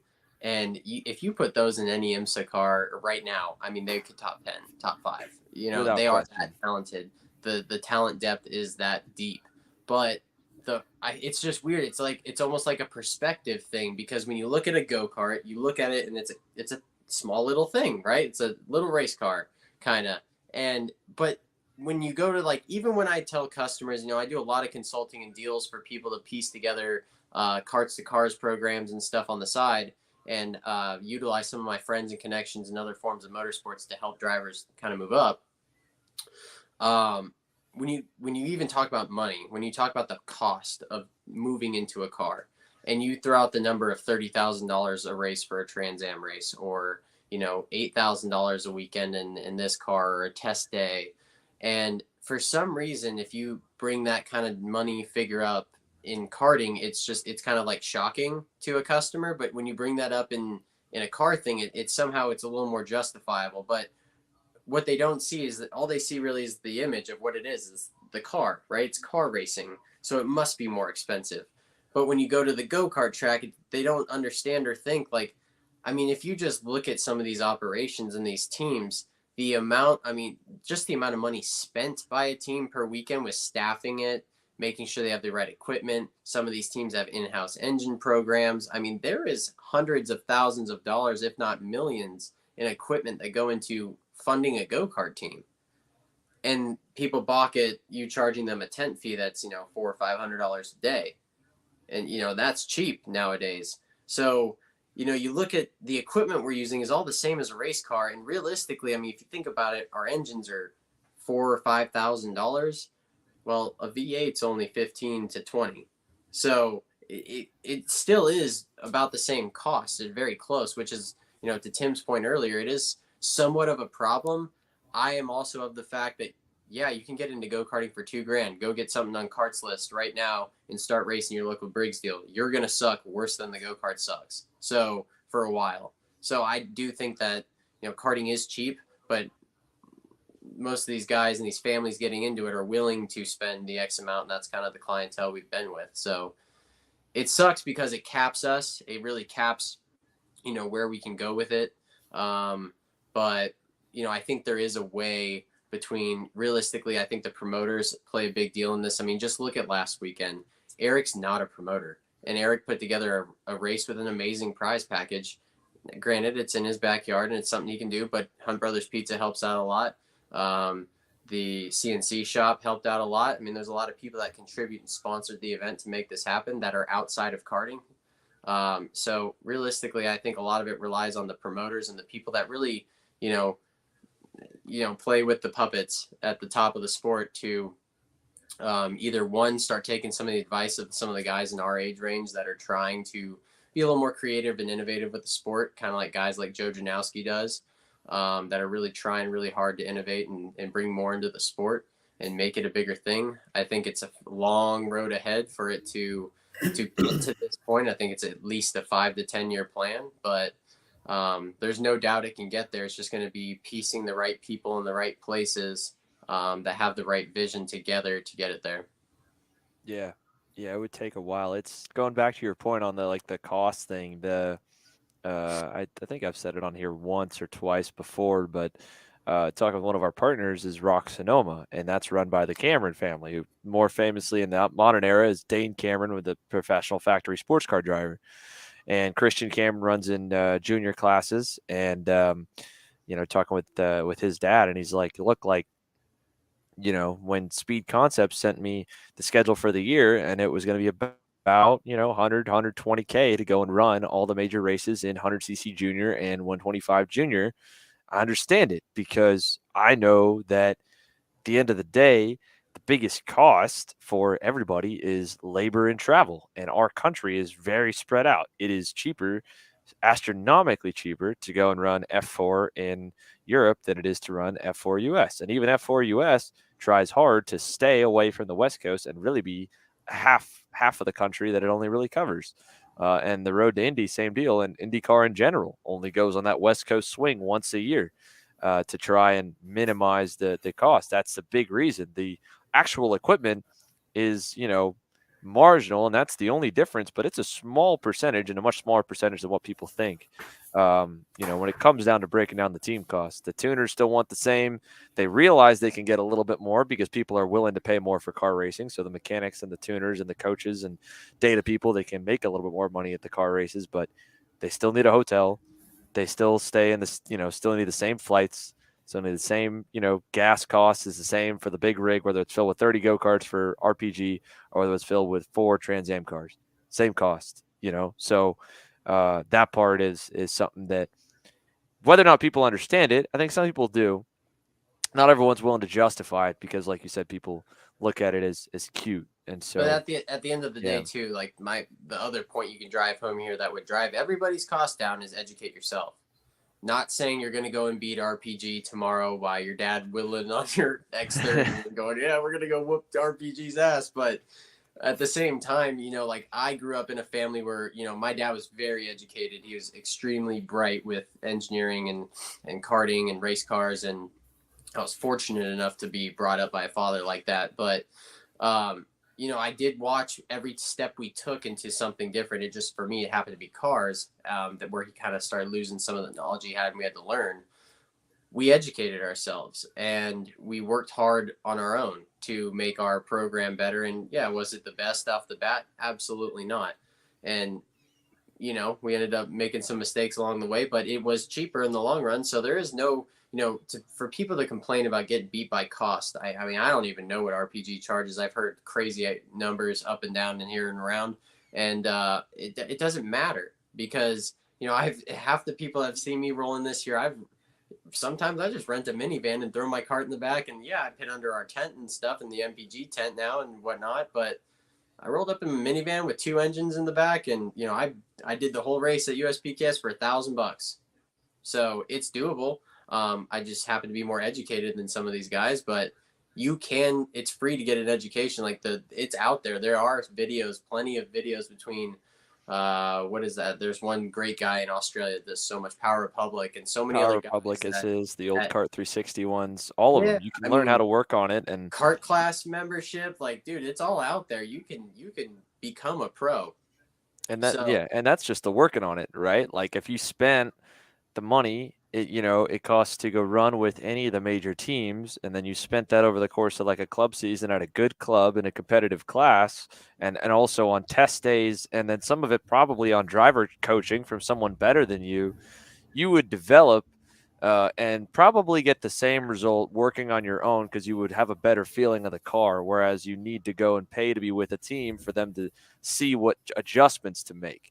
The difference is after those 2 races with the team, you still have no idea what the raw feeling is of what adjustments to make to the car. But after you spent that 20 grand of 2 years of regional stuff, you're good for a long time, even as chassis develop and change, of what a natural feel is like understeer in the front, rear, whether you're stuck, whether you're bouncing, whether you need a stiffer seat, softer seat, or whether you need to actually free the rear end of the go-kart up to get the go-kart to slide, or is the chassis bound, all that then stuff. even as a driver, when you educate yourself as a driver, you get so much better. When you come in and tell your mechanic it sucks, and you walk away and go sit in a chair and expect them to just do whatever Norberg's doing, you know what I mean? How are you getting better? It's kind of ridiculous to me, but all the greats know every nook and cranny on the go-kart or race car they're driving. All of the greats, all of the winners are educated.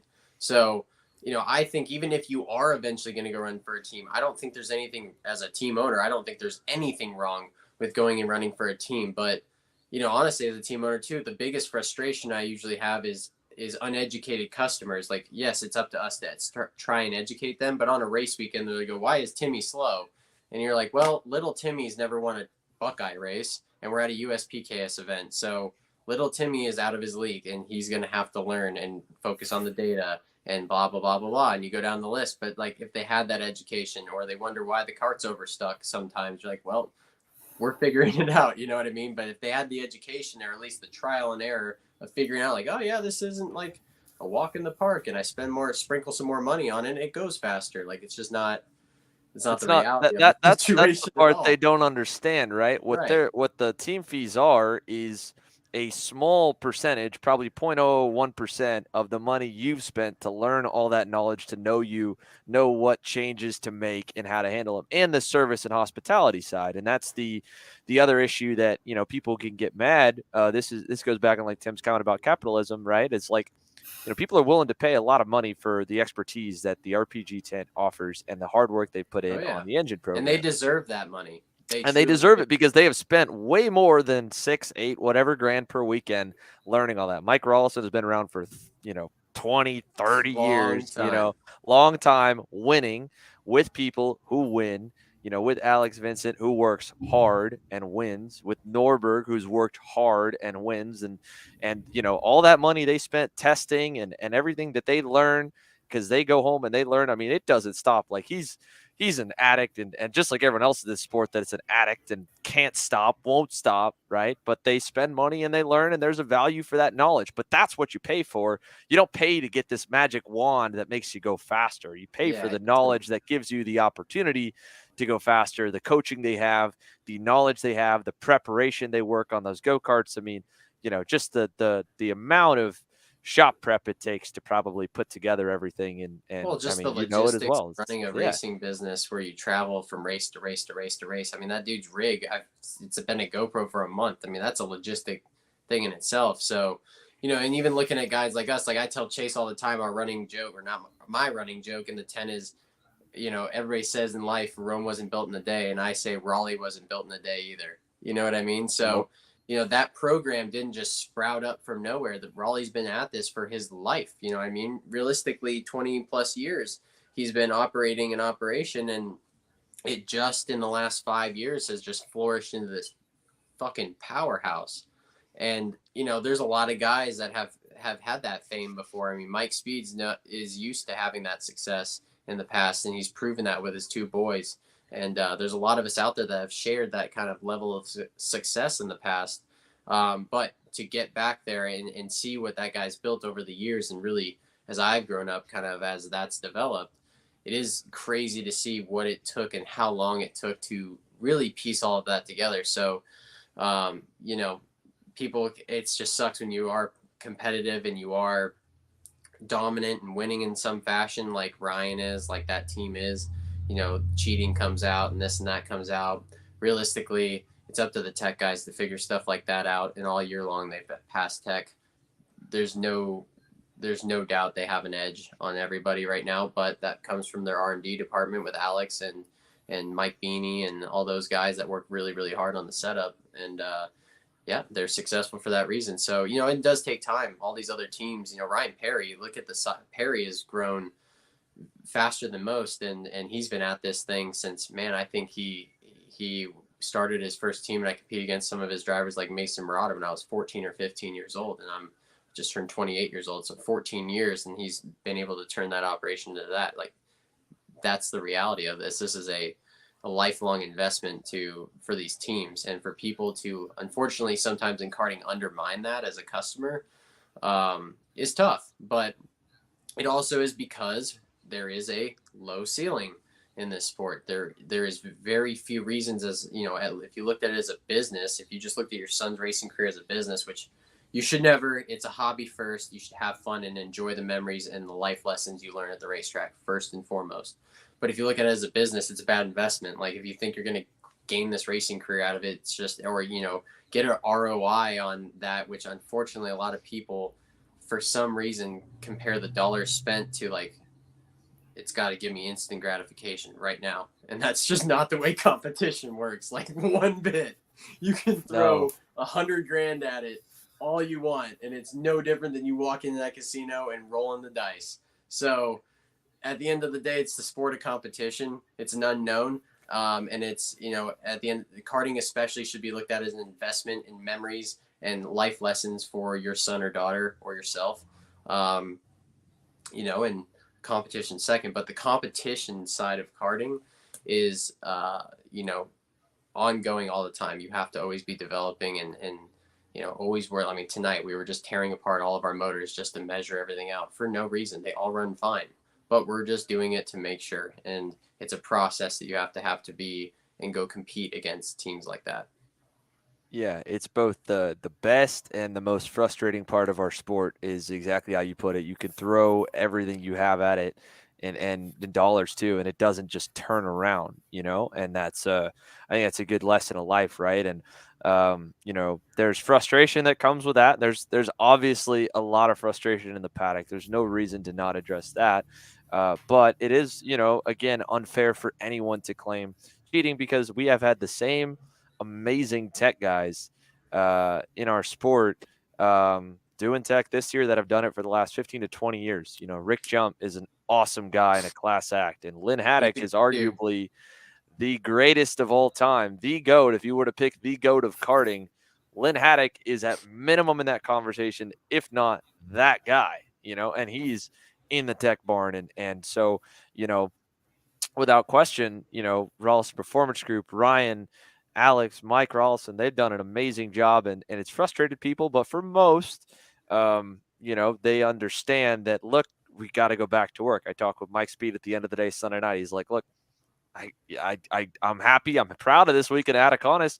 Got up front, put my motor up front. We were just as good as Ryan. I think we were better than him, but that was one. Okay, back to work. Do it again, and it's tough because once you get the snowball effect of the resources, and being able to charge a high level of what he deserves and what that team deserves for their tent, that's a bigger gross revenue than than most, and that's a bigger disposable budget that they can put back into seat time and testing and dyno time. And so it's tricky to get to that level, when they're still going. One thing Mike Rawlson talked to me about after IAME Grands, after our first ever broadcast, and I still think back on to this day, is, he's like, look, Xander, awesome job with the stream, but hey, man, the way that we have stayed ahead is we're thinking 10 races ahead.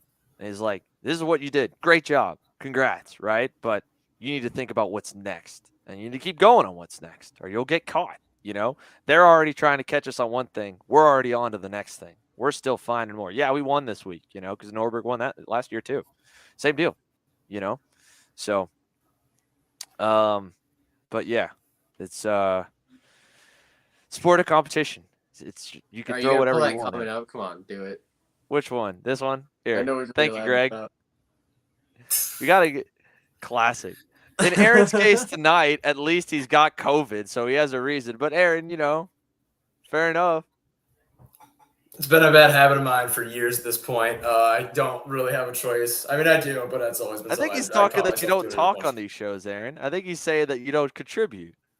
I mean, yeah, that's fair. I don't know. Like I was thinking of saying something, and then Racer, you bring up the same point. I'm like, all right, well, they're clearly ahead of me right now, and we'll figure it out eventually. But yeah, I mean, that's everybody's talking about. Oh, Rawlson's cheating. Rawlson's doing this. Rawlson has gone through Tech every weekend this season, and they've had every single Tech guy. Their number one priority is catching Rawlson cheating. They would have gotten caught if they were cheating by now.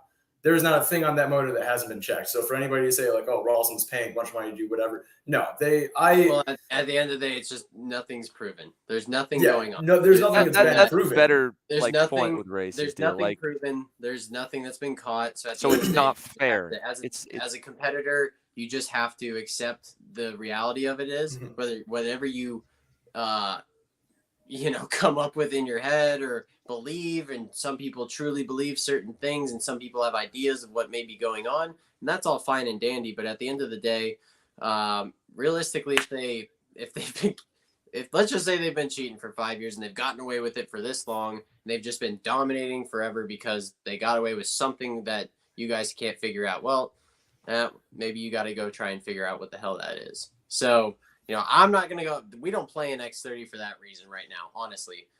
We did with this Braden Eves this weekend. Now it was kind of a last minute effort. We're really just testing for Supernats with him. But at the end of the day, we knew we were kind of showing up to, with maybe a small gun to a gunfight, and had a shot at a good maybe top 5, and that's kind of what we were hoping for and expecting. But at the end of the day, we know how much work we're going to be putting in the next 3 to 4 weeks. We're all head down here. Our engine builders are head down right now to provide the best power plants for Vegas, because we know everybody's on their game, and everybody, including RPG, is improving every single weekend. So that's just the spirit of competition. The sport of motorsports is just competition driven, and it's going to be that way forever. You can change the engine package tomorrow. We can go race Rock GPs or whatever. And there's always somebody that's thriving in that market. It just is what it is. And eventually people will start either figuring it out, or for all the people that have conspiracy theories or theories of what they're doing and maybe cheating, they might get caught. We don't know. But until then, keep working hard. Yeah. Well, they have to be innocent proven guilty, right? Like we can't just go and be a mom. It just discredits hard work at the end of the day. Like nobody can deny they have the best operation. It's something that we all strive to be, honestly, I think. I mean, that's why I tell my partners all the time when we're standing there going, man, we're slumming it right now. We're struggling a little bit here or there. And, then I always say Raleigh wasn't built in a day, and it's just the truth. So, keep your head down and keep focused. And eventually, once you get there and you win that big prize or you win that big race, it'll just feel that much better. But until then, just head down. Well, and Billy Vincent made a good point too, with just like the amount of prep work that they do and the dedication they have to it. They show up to a track, 2-3 weeks before an event starts. Billy Vincent is the competition director at Arrow McLaren. Sorry. If he showed up to a track 3 weeks before anybody else in IndyCar got there, he would absolutely expect to dominate the weekend. Like, that is part of the work they're putting in, is like just all of that dedication that they have. You see it for a reason. You see the results and you see the work for a reason out there. I personally think the healthiest spot in karting is the regional level. That's why I was so stoked when we started talking about Chris taking over Route 66. The Stars Championship is probably honestly the most fun I have all year long, is going to those races. So, I think as a team, the way we at least look at it, and I hope other people do too, and shops do, is, we really go just try and compete and run for a championship and keep it at that hobbyist, somewhat taking it seriously development level. And then we go run those national events to try and just showcase what our talented drivers are able to do. And there's zero expectations. We put in as much work as humanly possible, of course.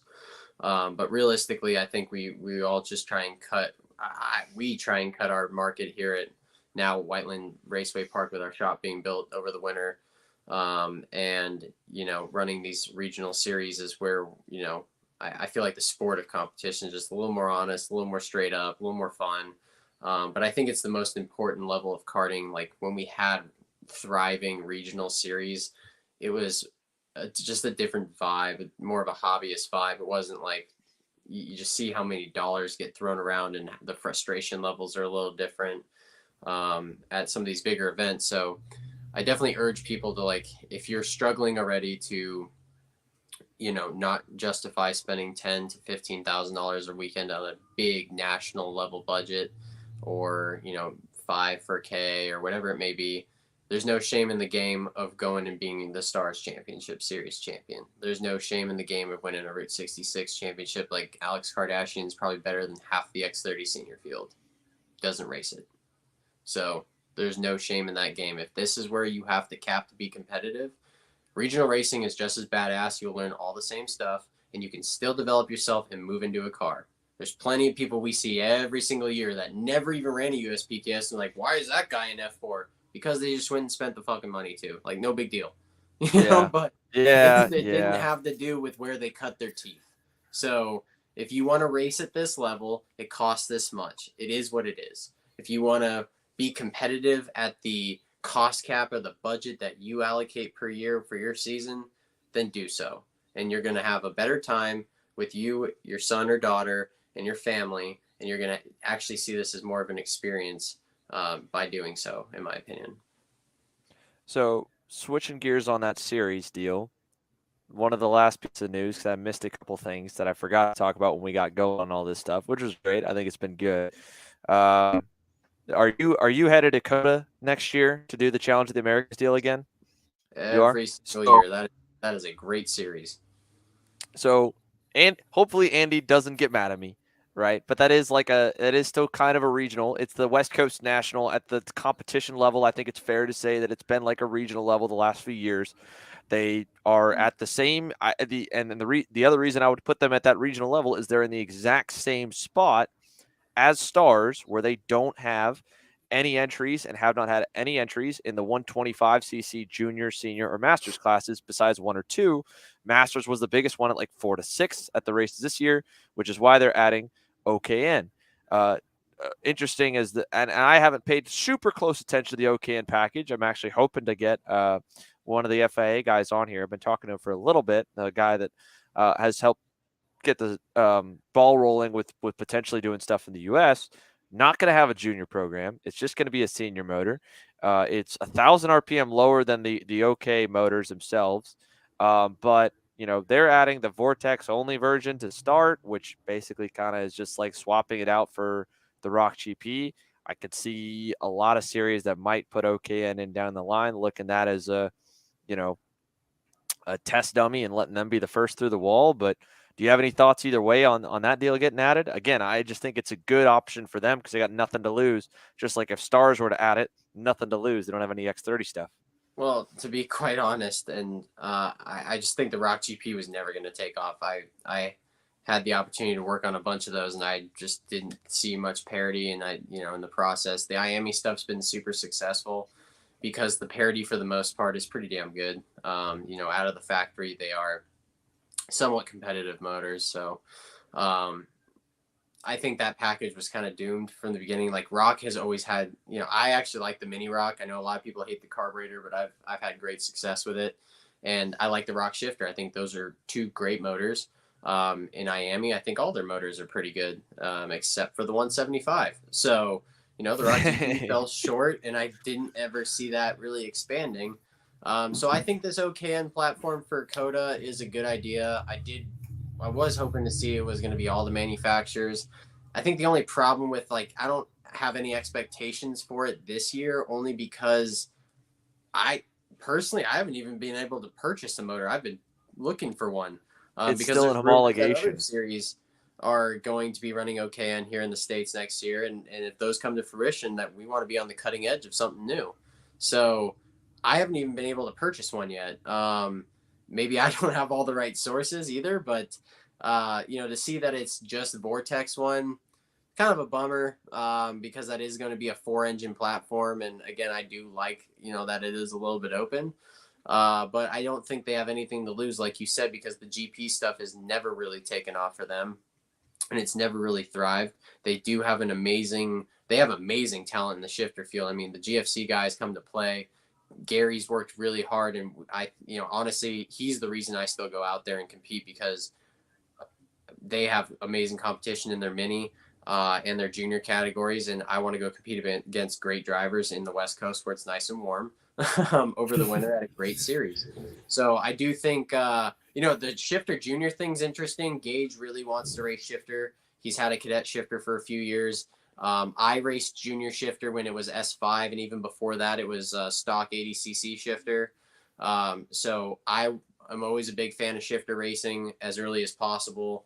It is a little bit more to get into and do potentially, but maybe even that'll help grow the shifter market. Like if we kind of closed off shifter karting a little bit when the moto stuff went away, because back when I was in cadet, I was racing shifters. We had 60cc shifter cadet, and then it turned into restricted 80cc shifter cadet, and then you moved into junior 80cc stock shifter or mod 80, and then you went up to then S5 was around, which was restricted Honda 125, and then you moved up into senior, whether I was 80, 125, ICC at the time, which is KZ now.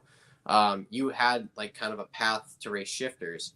But that kind of all goes back to my point of the depth of karting right now. The driver depth, the customer depth is kind of shallow because we've limited ourselves on what we're doing. And I think rightfully so, because the market kind of dwindled at one point. But at one point, everybody was doing everything. People were just doing a lot of things.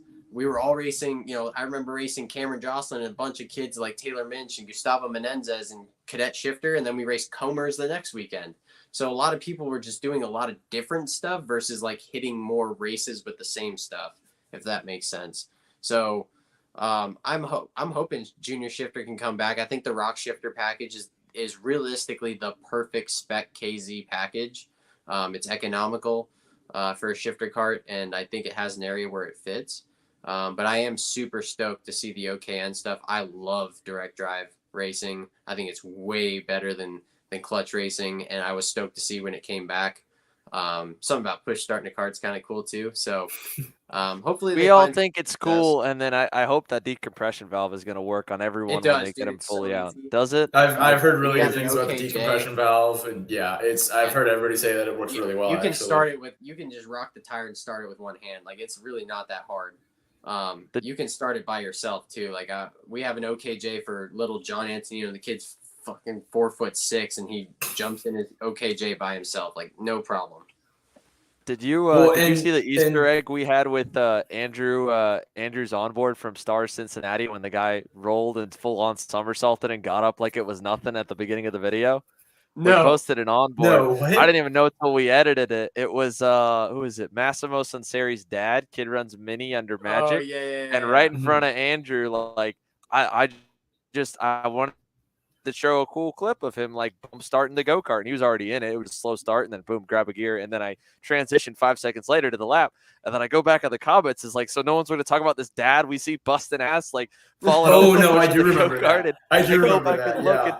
and yeah, center of the screen. Perfect thing. If anyone wants to see an Easter egg the night after the show, go back to our onboard, Odenthal Racing Products onboard from the Star Cincinnati deal with Andrew, and you can see in the first 5 seconds the guy rolls over. So, I mean, there'll be more of that, but it'd be cool. I haven't ever seen direct drive single speed racing in my era besides some older go karts for testing. So I'm curious what it would race like, and yeah, challenge nothing to lose, Well, stars that has nothing to lose. I'll tell you that much.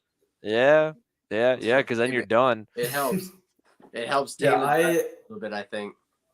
I hope so. I like Well, the OKN stuff for Challenge of the Americas. I think it'll be cool. I think it's supposed to be Vortex for just 1 year though, right? And then the plan is to open it up to all 4 like for the season after. It's like it's an open-ended kind of deal.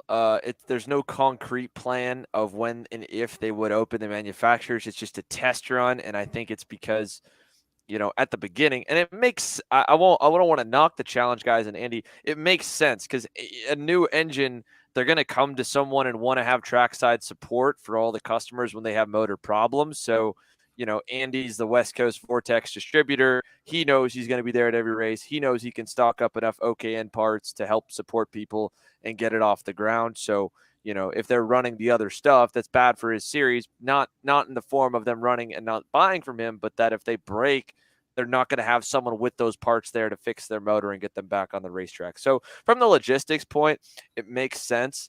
And then, yeah, I'm sure if IAME and SKUSA wanted to be there and also were wanting to open it up to OK, or if Stars had a bigger presence and more series wanted to run it, then it would go both ways. But at this point, it's kind of just like an interchangeable class for the Rock GP, which, like Ray said, hasn't taken off. Nobody wants to run it.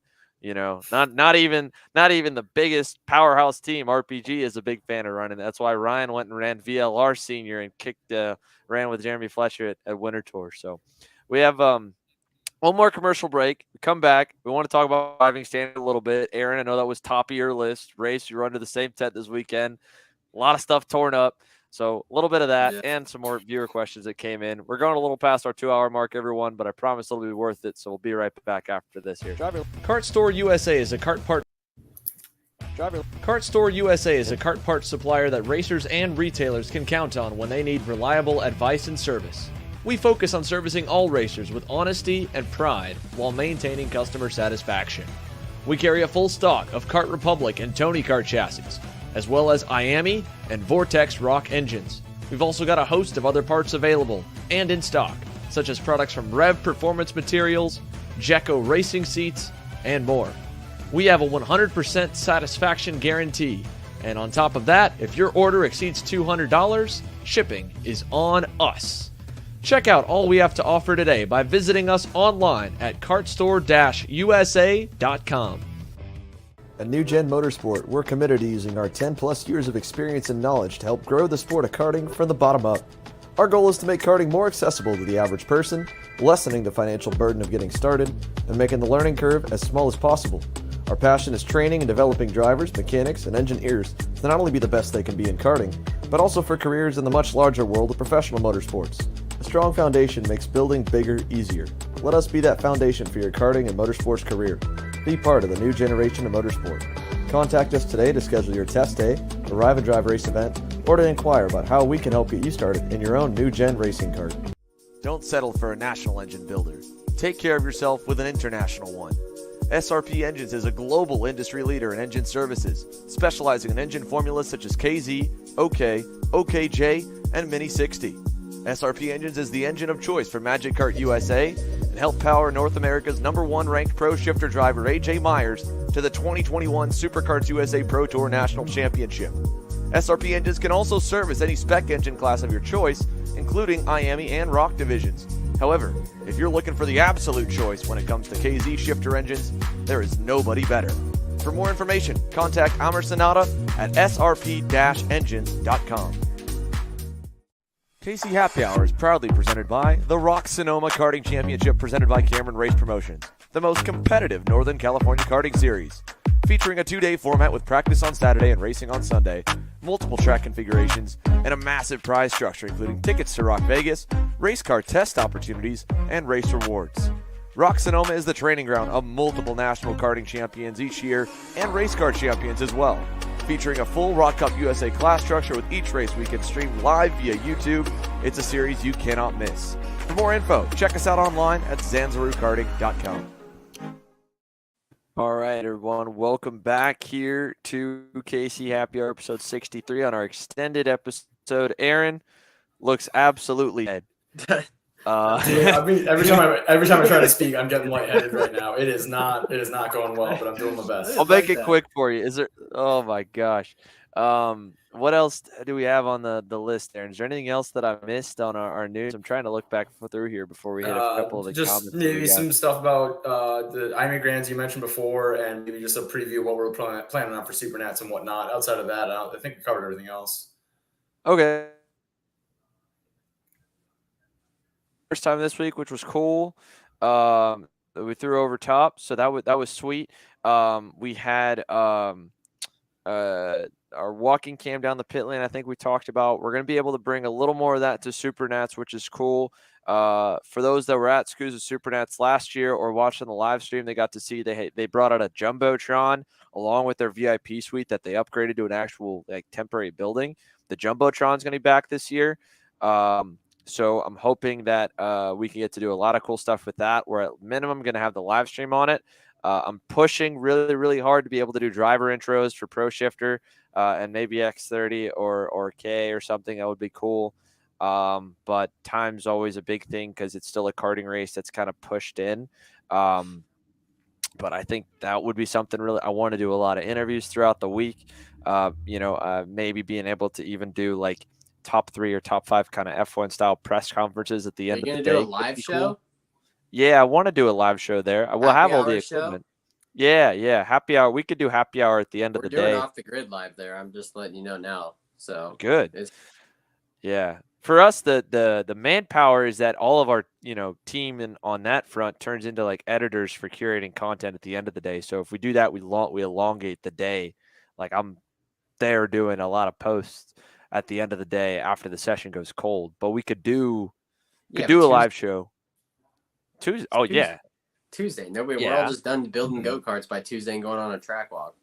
Yeah, but we're still setting up. There's still a lot we do. You think we don't do anything? Don't worry about it. Every show you're like, every time I see you at the track, you're like, you do nothing. You do nothing. Right? It's easy. It's all easy. I'm gonna be, dude. I swear, if I do it, and for some reason during the live stream on Thursday or Friday or Saturday or Sunday, something goes wrong, I'm gonna be like, right here, race. It's because I didn't have that hour on Tuesday, that hour and a half on Tuesday. I would have saw it. I would have fixed it. I didn't. So, dude, I've been asking all year at to the do craps table every night, though. I've been asking to do a live show like the entire year, like a live like. Why don't we just do it live Thursday or Friday? So the thing with the live show at the track, right, is getting the right environment to do it in. We absolutely have all the equipment there by the time Friday practice is done to do it. I've talked with Caleb Gaffare's dad, Chuck Gaffare, about getting a little stage set up, which will be cool to do like a college game day type thing. And I think it's definitely something we could do next year if we have a little better travel situation or someone could haul it around for us. That would be super, super cool to do. Very feasible. But I would like to try and make sure that I had a little sponsor money for the time to dedicate someone to be the producer for that show, because they would need to spend probably most of the day Friday setting it up, and then also, kind of directing on like clipping and stuff at the end of the day. And, Friday is still a day where we are doing a lot of setup, putting cameras out and connecting wires and stuff. And I've tried to do some stuff like that. We did a live show Friday night, and it really is putting a lot of extra stress on Trevor and the couple people that we have setting up for the broadcast. So I'd want to fundraise a little bit over the off season to get a little more money for the labor and time to put that deal together. But from a feasibility, it's absolutely feasible. It's just a manpower issue for us. that I don't have the extra budget to dedicate to.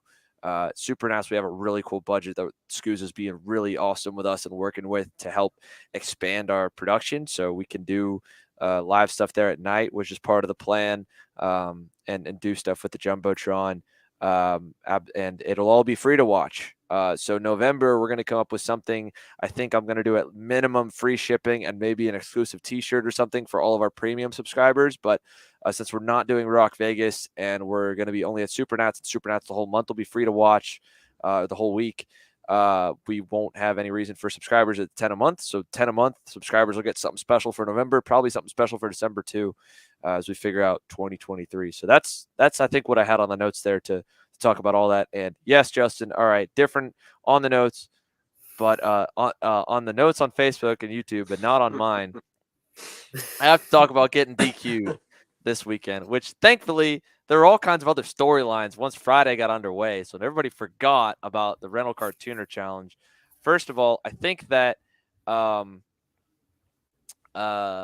don't think it's going to happen ever again, sadly, because everybody was terrible and cut the track and wrecked each other.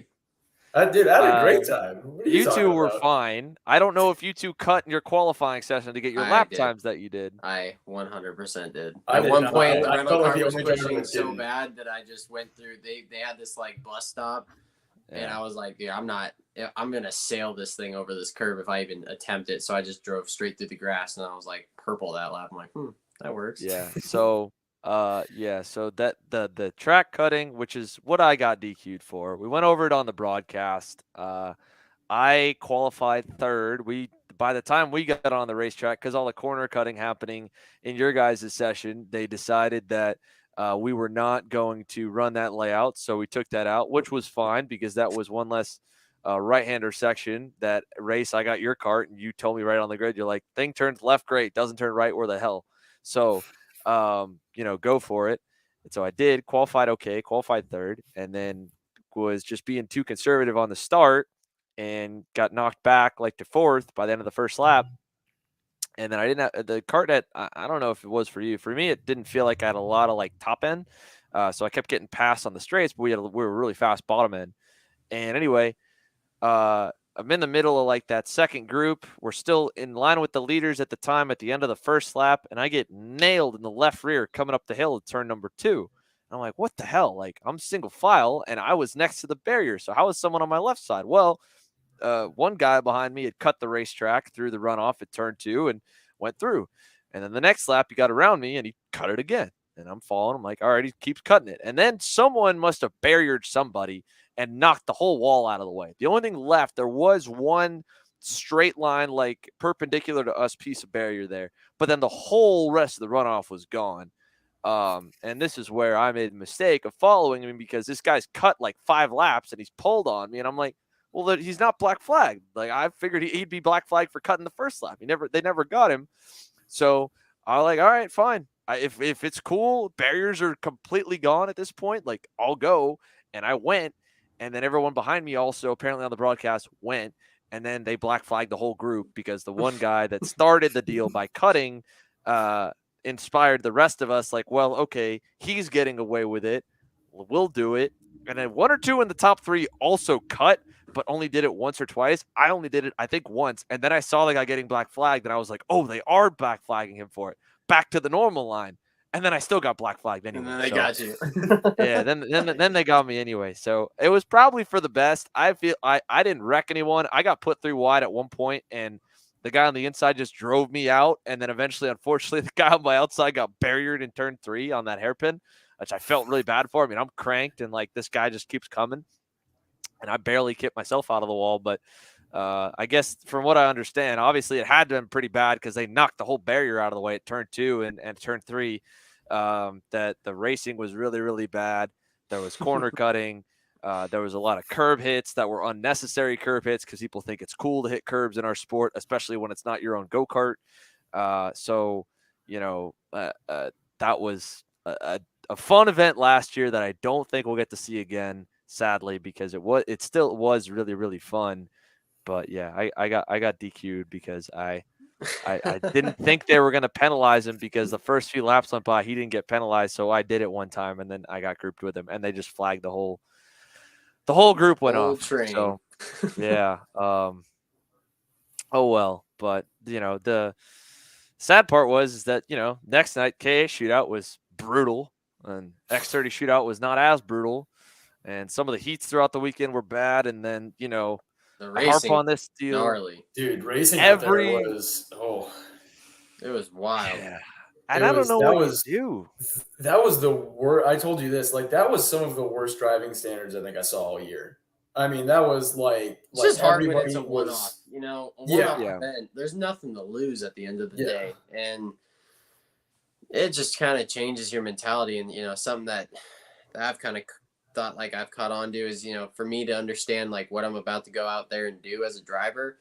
I try and just watch the race before me because it kind of sets the tone. The way the racing is in one class, it seems to kind of be that way at the event.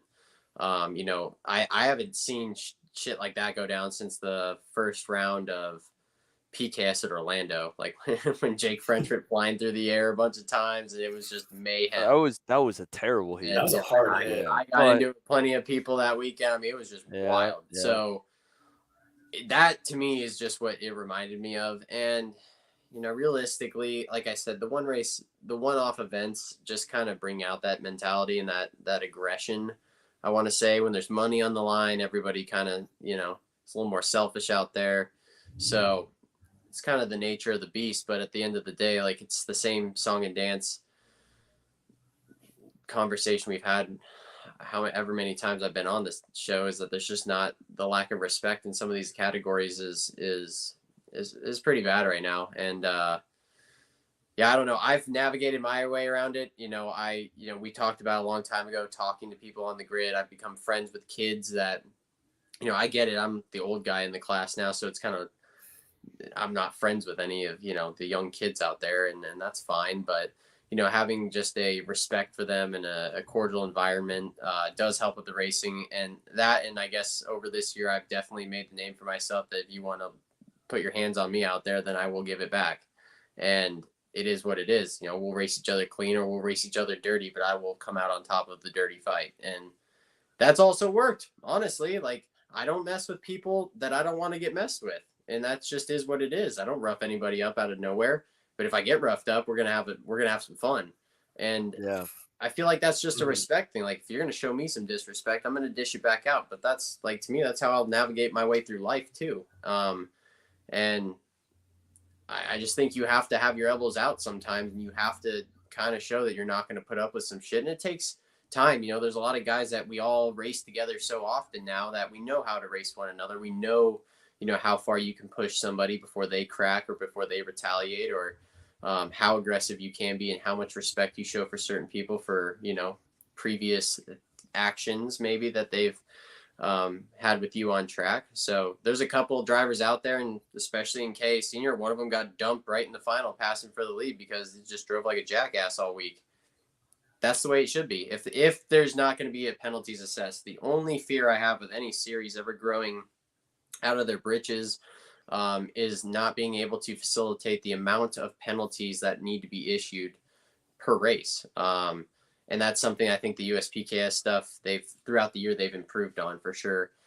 Because at the beginning of the year, I think it was a little overwhelming with how many incidents there were at one time on one track. And that's a hard thing to improve on. I think, as series grow, they have to keep investing as well back into their officiating systems and better that. So that way, there's there's one less contact, initial conflict out there, or two, you don't feel like as a driver at some point you have to go self-police the situation. And the penalties having some teeth in them, right? Like you could even we don't have anything like it now. You can't piss the customer off either. We don't have the depth. So no. It's got to be harsh enough to where it's like, okay, yeah, we can't do this. And I know that SKUSA and USPKS and Rock all came out with that, pact or whatever they're going to put together that seems to materialize into nothing as of now, to try and penalize across the nation, I guess, or It was across the different? start. So what it was is what they were saying is that they would start following, not beginning with, but right after SKUSA's decision on Kleck and the Cicero and Utah incident. SKUSA was like, well, we banned Tutulio last year for something similar, and then he went and ran with you two guys. Like, well, you guys hold your ground with us, and we'll do the same with you if you want to do an extreme thing, and we can Right. also start a conversation on an inter-series penalty system. And I don't know where the talks are with that. I don't want to think they're in a bad spot because all the series are talking to each other more than ever before. It sounds really, really good from the promoter side for Winter Tours 2024. Yeah, Of but Rock and realistically, this SKUSA. all came out. What was that event 5 months ago now? June. That was June, July-ish or so. Yeah, About 4 yeah. or 5 So months ago. materializing something from there, like I've been waiting, I've been hoping to hear something a little bit more about that because it is something needed, and there's really no cut and dry answer for it. Either one of two things: either the officiating needs to get better and better, which I think it's in a good spot. I'm not knocking any series; I think a lot of them do a good job. But either that needs to keep improving, and there needs to be harsher penalties, or let people start taking the gloves off a little bit more. Like, it's one of the two things. The situations are going to be policed one way or another. It's just half the drivers either don't care, or they care enough to not dish it back out, and then that person ends up getting away with it to an extent. Like, it's a tough thing to navigate through. A lot of it just realistically it comes down to the respect between the drivers. But when you start 52 KA seniors, fuck, you're not going to see respect throughout that field. There's guys that shouldn't have been in the back that are marching forward, and there's guys in the front that shouldn't have been there. They got there because they finished every race without getting wrecked. So, it's going to shuffle up pretty hard in that mid pack like it does every single weekend. So, yeah, I mean, I think a big factor would be limiting the entrance. Like, if you're not going to expand as a series on your officiating package, then I think you need to limit the amount of entries that make it into the A main. There's a reason in Europe that we've talked about that before. We've said, we shouldn't be starting more than 30, 32, 36 carts on track. Originally, that was the plan, and then people complained, and because it wasn't in writing, I'm not mad at Eric or the promoters of IAME Grands. I think they did a great job, and everyone I think agrees. But more mad at the parents that went and complained to open the field up to 40 because we built the whole timetable to start 40. We built the separate heat, so we could have kept everybody to the track 30 minutes earlier and gotten home 30 minutes earlier, or gotten there 30 minutes later. We started at 12:30. We were supposed to start at 1. Built the whole week, separate practice groups, separate quality groups, separate heats, separate pre-finals, and then you're going to get to run all those sessions and even have a shot at the KA shootout. And if you just didn't have enough points after 3 pre-finals or 3 heats and then an equally weighted pre-final, so not a one-off, you got wrecked in an LCQ, like you had 4 chances and qualifying to make it and you didn't, and people complained. And that's the problem of the culture we have at these races. And like you said, we don't have the depth to turn them away. Those people need to listen to what I said 45 minutes ago or 30 minutes ago. And I said, it's okay to stay and learn and cut your teeth at a local track or your regional track. Like, I get it. We all want to be at the big races, like whatever, it looks cooler. There's more media behind it. The stigma's a little better. That's all cool and fine and dandy, but cut your teeth somewhere you belong. If you are bitching about not making the main event at a Grand National, you didn't deserve to be there that day, or something happened in your racing program, or something happened on track that just, hey man, it's racing. It is what it is some days. So, but again, like, most likely those people weren't supposed to be cutting their teeth at that race right now. And no, that's up to you to know that and to go enjoy your time finishing top 3 or 5 at your local club first, and then transferring to finishing and struggling for a little bit to finish in the top 10 at a regional, and then winning some regionals, and then you move up. So I think that's the part of the sport that's lost. You talk about the culture of it, make the culture cool again at the regional stuff. Do what Stars is doing. If you're a regional series owner, start pumping in some money and make these kids feel cool and make these kids feel special and give them cool trophies and give them something to create memories with at the track. Like, that's all that Joe has done at Stars, and that series will be bigger than what some of the Pro Tour entries were this year, next year. It is what it is, but that's because he's doing what he's doing to grow and make it fun again and cool again to be at a regional race. Like there is a sense of pride in being the best in your region, and that's gone. Like I just remember racing kids. I really primarily raced in Southern California, which was Region 7 for IKF. And, the once in a while we would travel to another race, like you would remember kids from even just a different kart club or a different track in a different region or a different state. And you're like, man, I'm racing these guys. But now it's like you can fly all over the country and you see the same group of kids. And it's just like, oh, yeah, it's another kart race. Like it's just different. But there's nothing wrong with racing Pro Kart Challenge or Stars or Route 66 or Sunshine State Karting Series or the Texas Sprint Series. Like those are awesome series. That's where you should be cutting your teeth. Well, and to even go further, like there's nothing wrong with not making a final at a national or Grand Nationals, whatever. We went to Ocala last year. I would have a problem with that. Well, okay, you would, but you would expect to make it. It is what it is. You got to come back and try next time. Like it's just like I have a problem with it. You just shouldn't go and try and throw your weight around and get your weight. Yeah, you shouldn't be trying to say like, oh, we all should have started the final. Everyone's missed mains that's been around the sport long enough when we did have cut lines. It's just, we've got to want it now. Everyone deserves a trophy mentality. And there were good guys that were on the outside of the top 40 points wise that you would think, could have even been a promoter's pick if things went their way and they showed some more promise for that Friday shootout. And they were out because they wrecked. But that still happens. There were still guys that were big name guys at the NASCAR Clash at the Coliseum this year that missed the top 24 or whatever the number of starters was because they got wrecked in the heat race. Like, it happens. It's not even sometimes that it's a slow guy. Sometimes it is. The guy sucks all week. Most of the time, it's a guy that's had that was on the border of the cut line or maybe above or below a little bit speed-wise and then wrecks. That's the difference maker. And then that's where you're frustrated, where you really are faster than a couple guys, like you said, that just avoided wrecks in the heats and you didn't make it. But that's part of racing. It's not about being the fastest guy. It's about being the overall winner. All about. It's got to be a fine line between skill and luck. Yeah. So Ocala last year for PKS, we had 60 entries. They only started 40 go-karts, and I wrecked in the pre-final up there.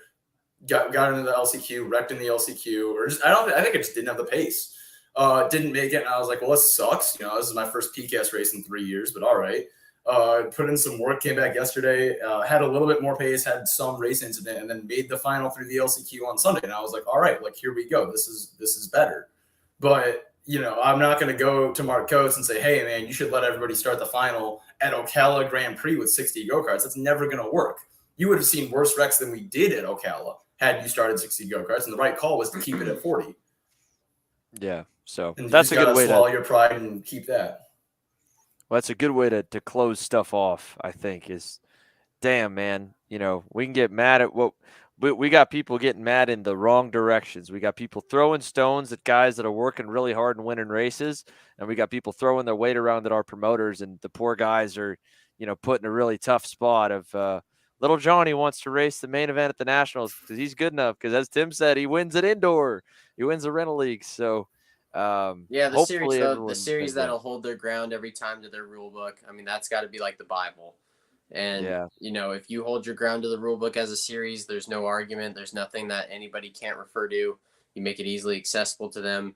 If part of the rule book structure is obviously the structure of the event and how the event, takes place with LCQs or not or whatever.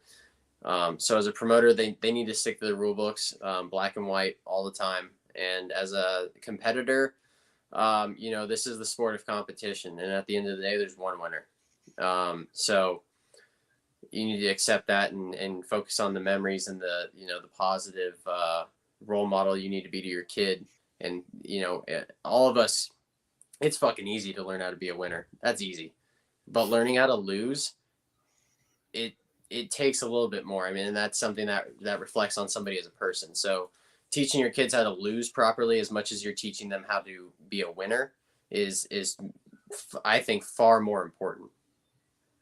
Absolutely. It's a good way to send it off. Race, where are you at this next week? Are you all in Rock Vegas prep, or do you have other stuff you got going on? This week I actually have to take the TA2 car up to the chassis shop to get repaired.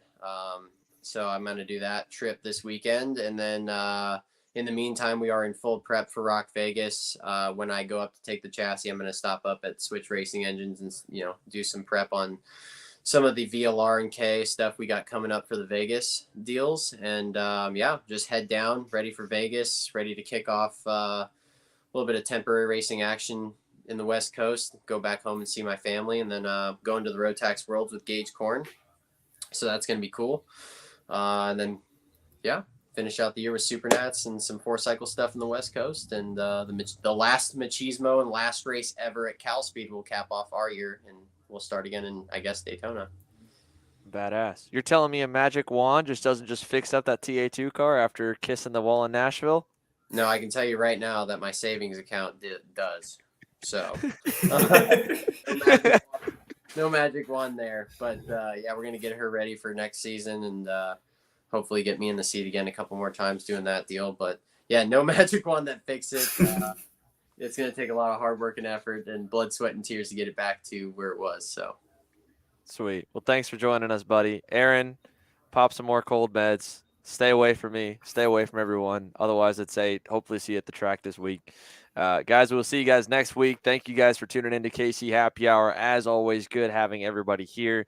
Hopefully some good conversations, everyone, a longer show. We did things a little bit different tonight. Message me after, message the page after, put your comments in. Let us know what you think. And as always, the shows are available on every audio platform you can think of. If you don't want to watch here on video form, we'll see you guys next Tuesday night at 8 p.m.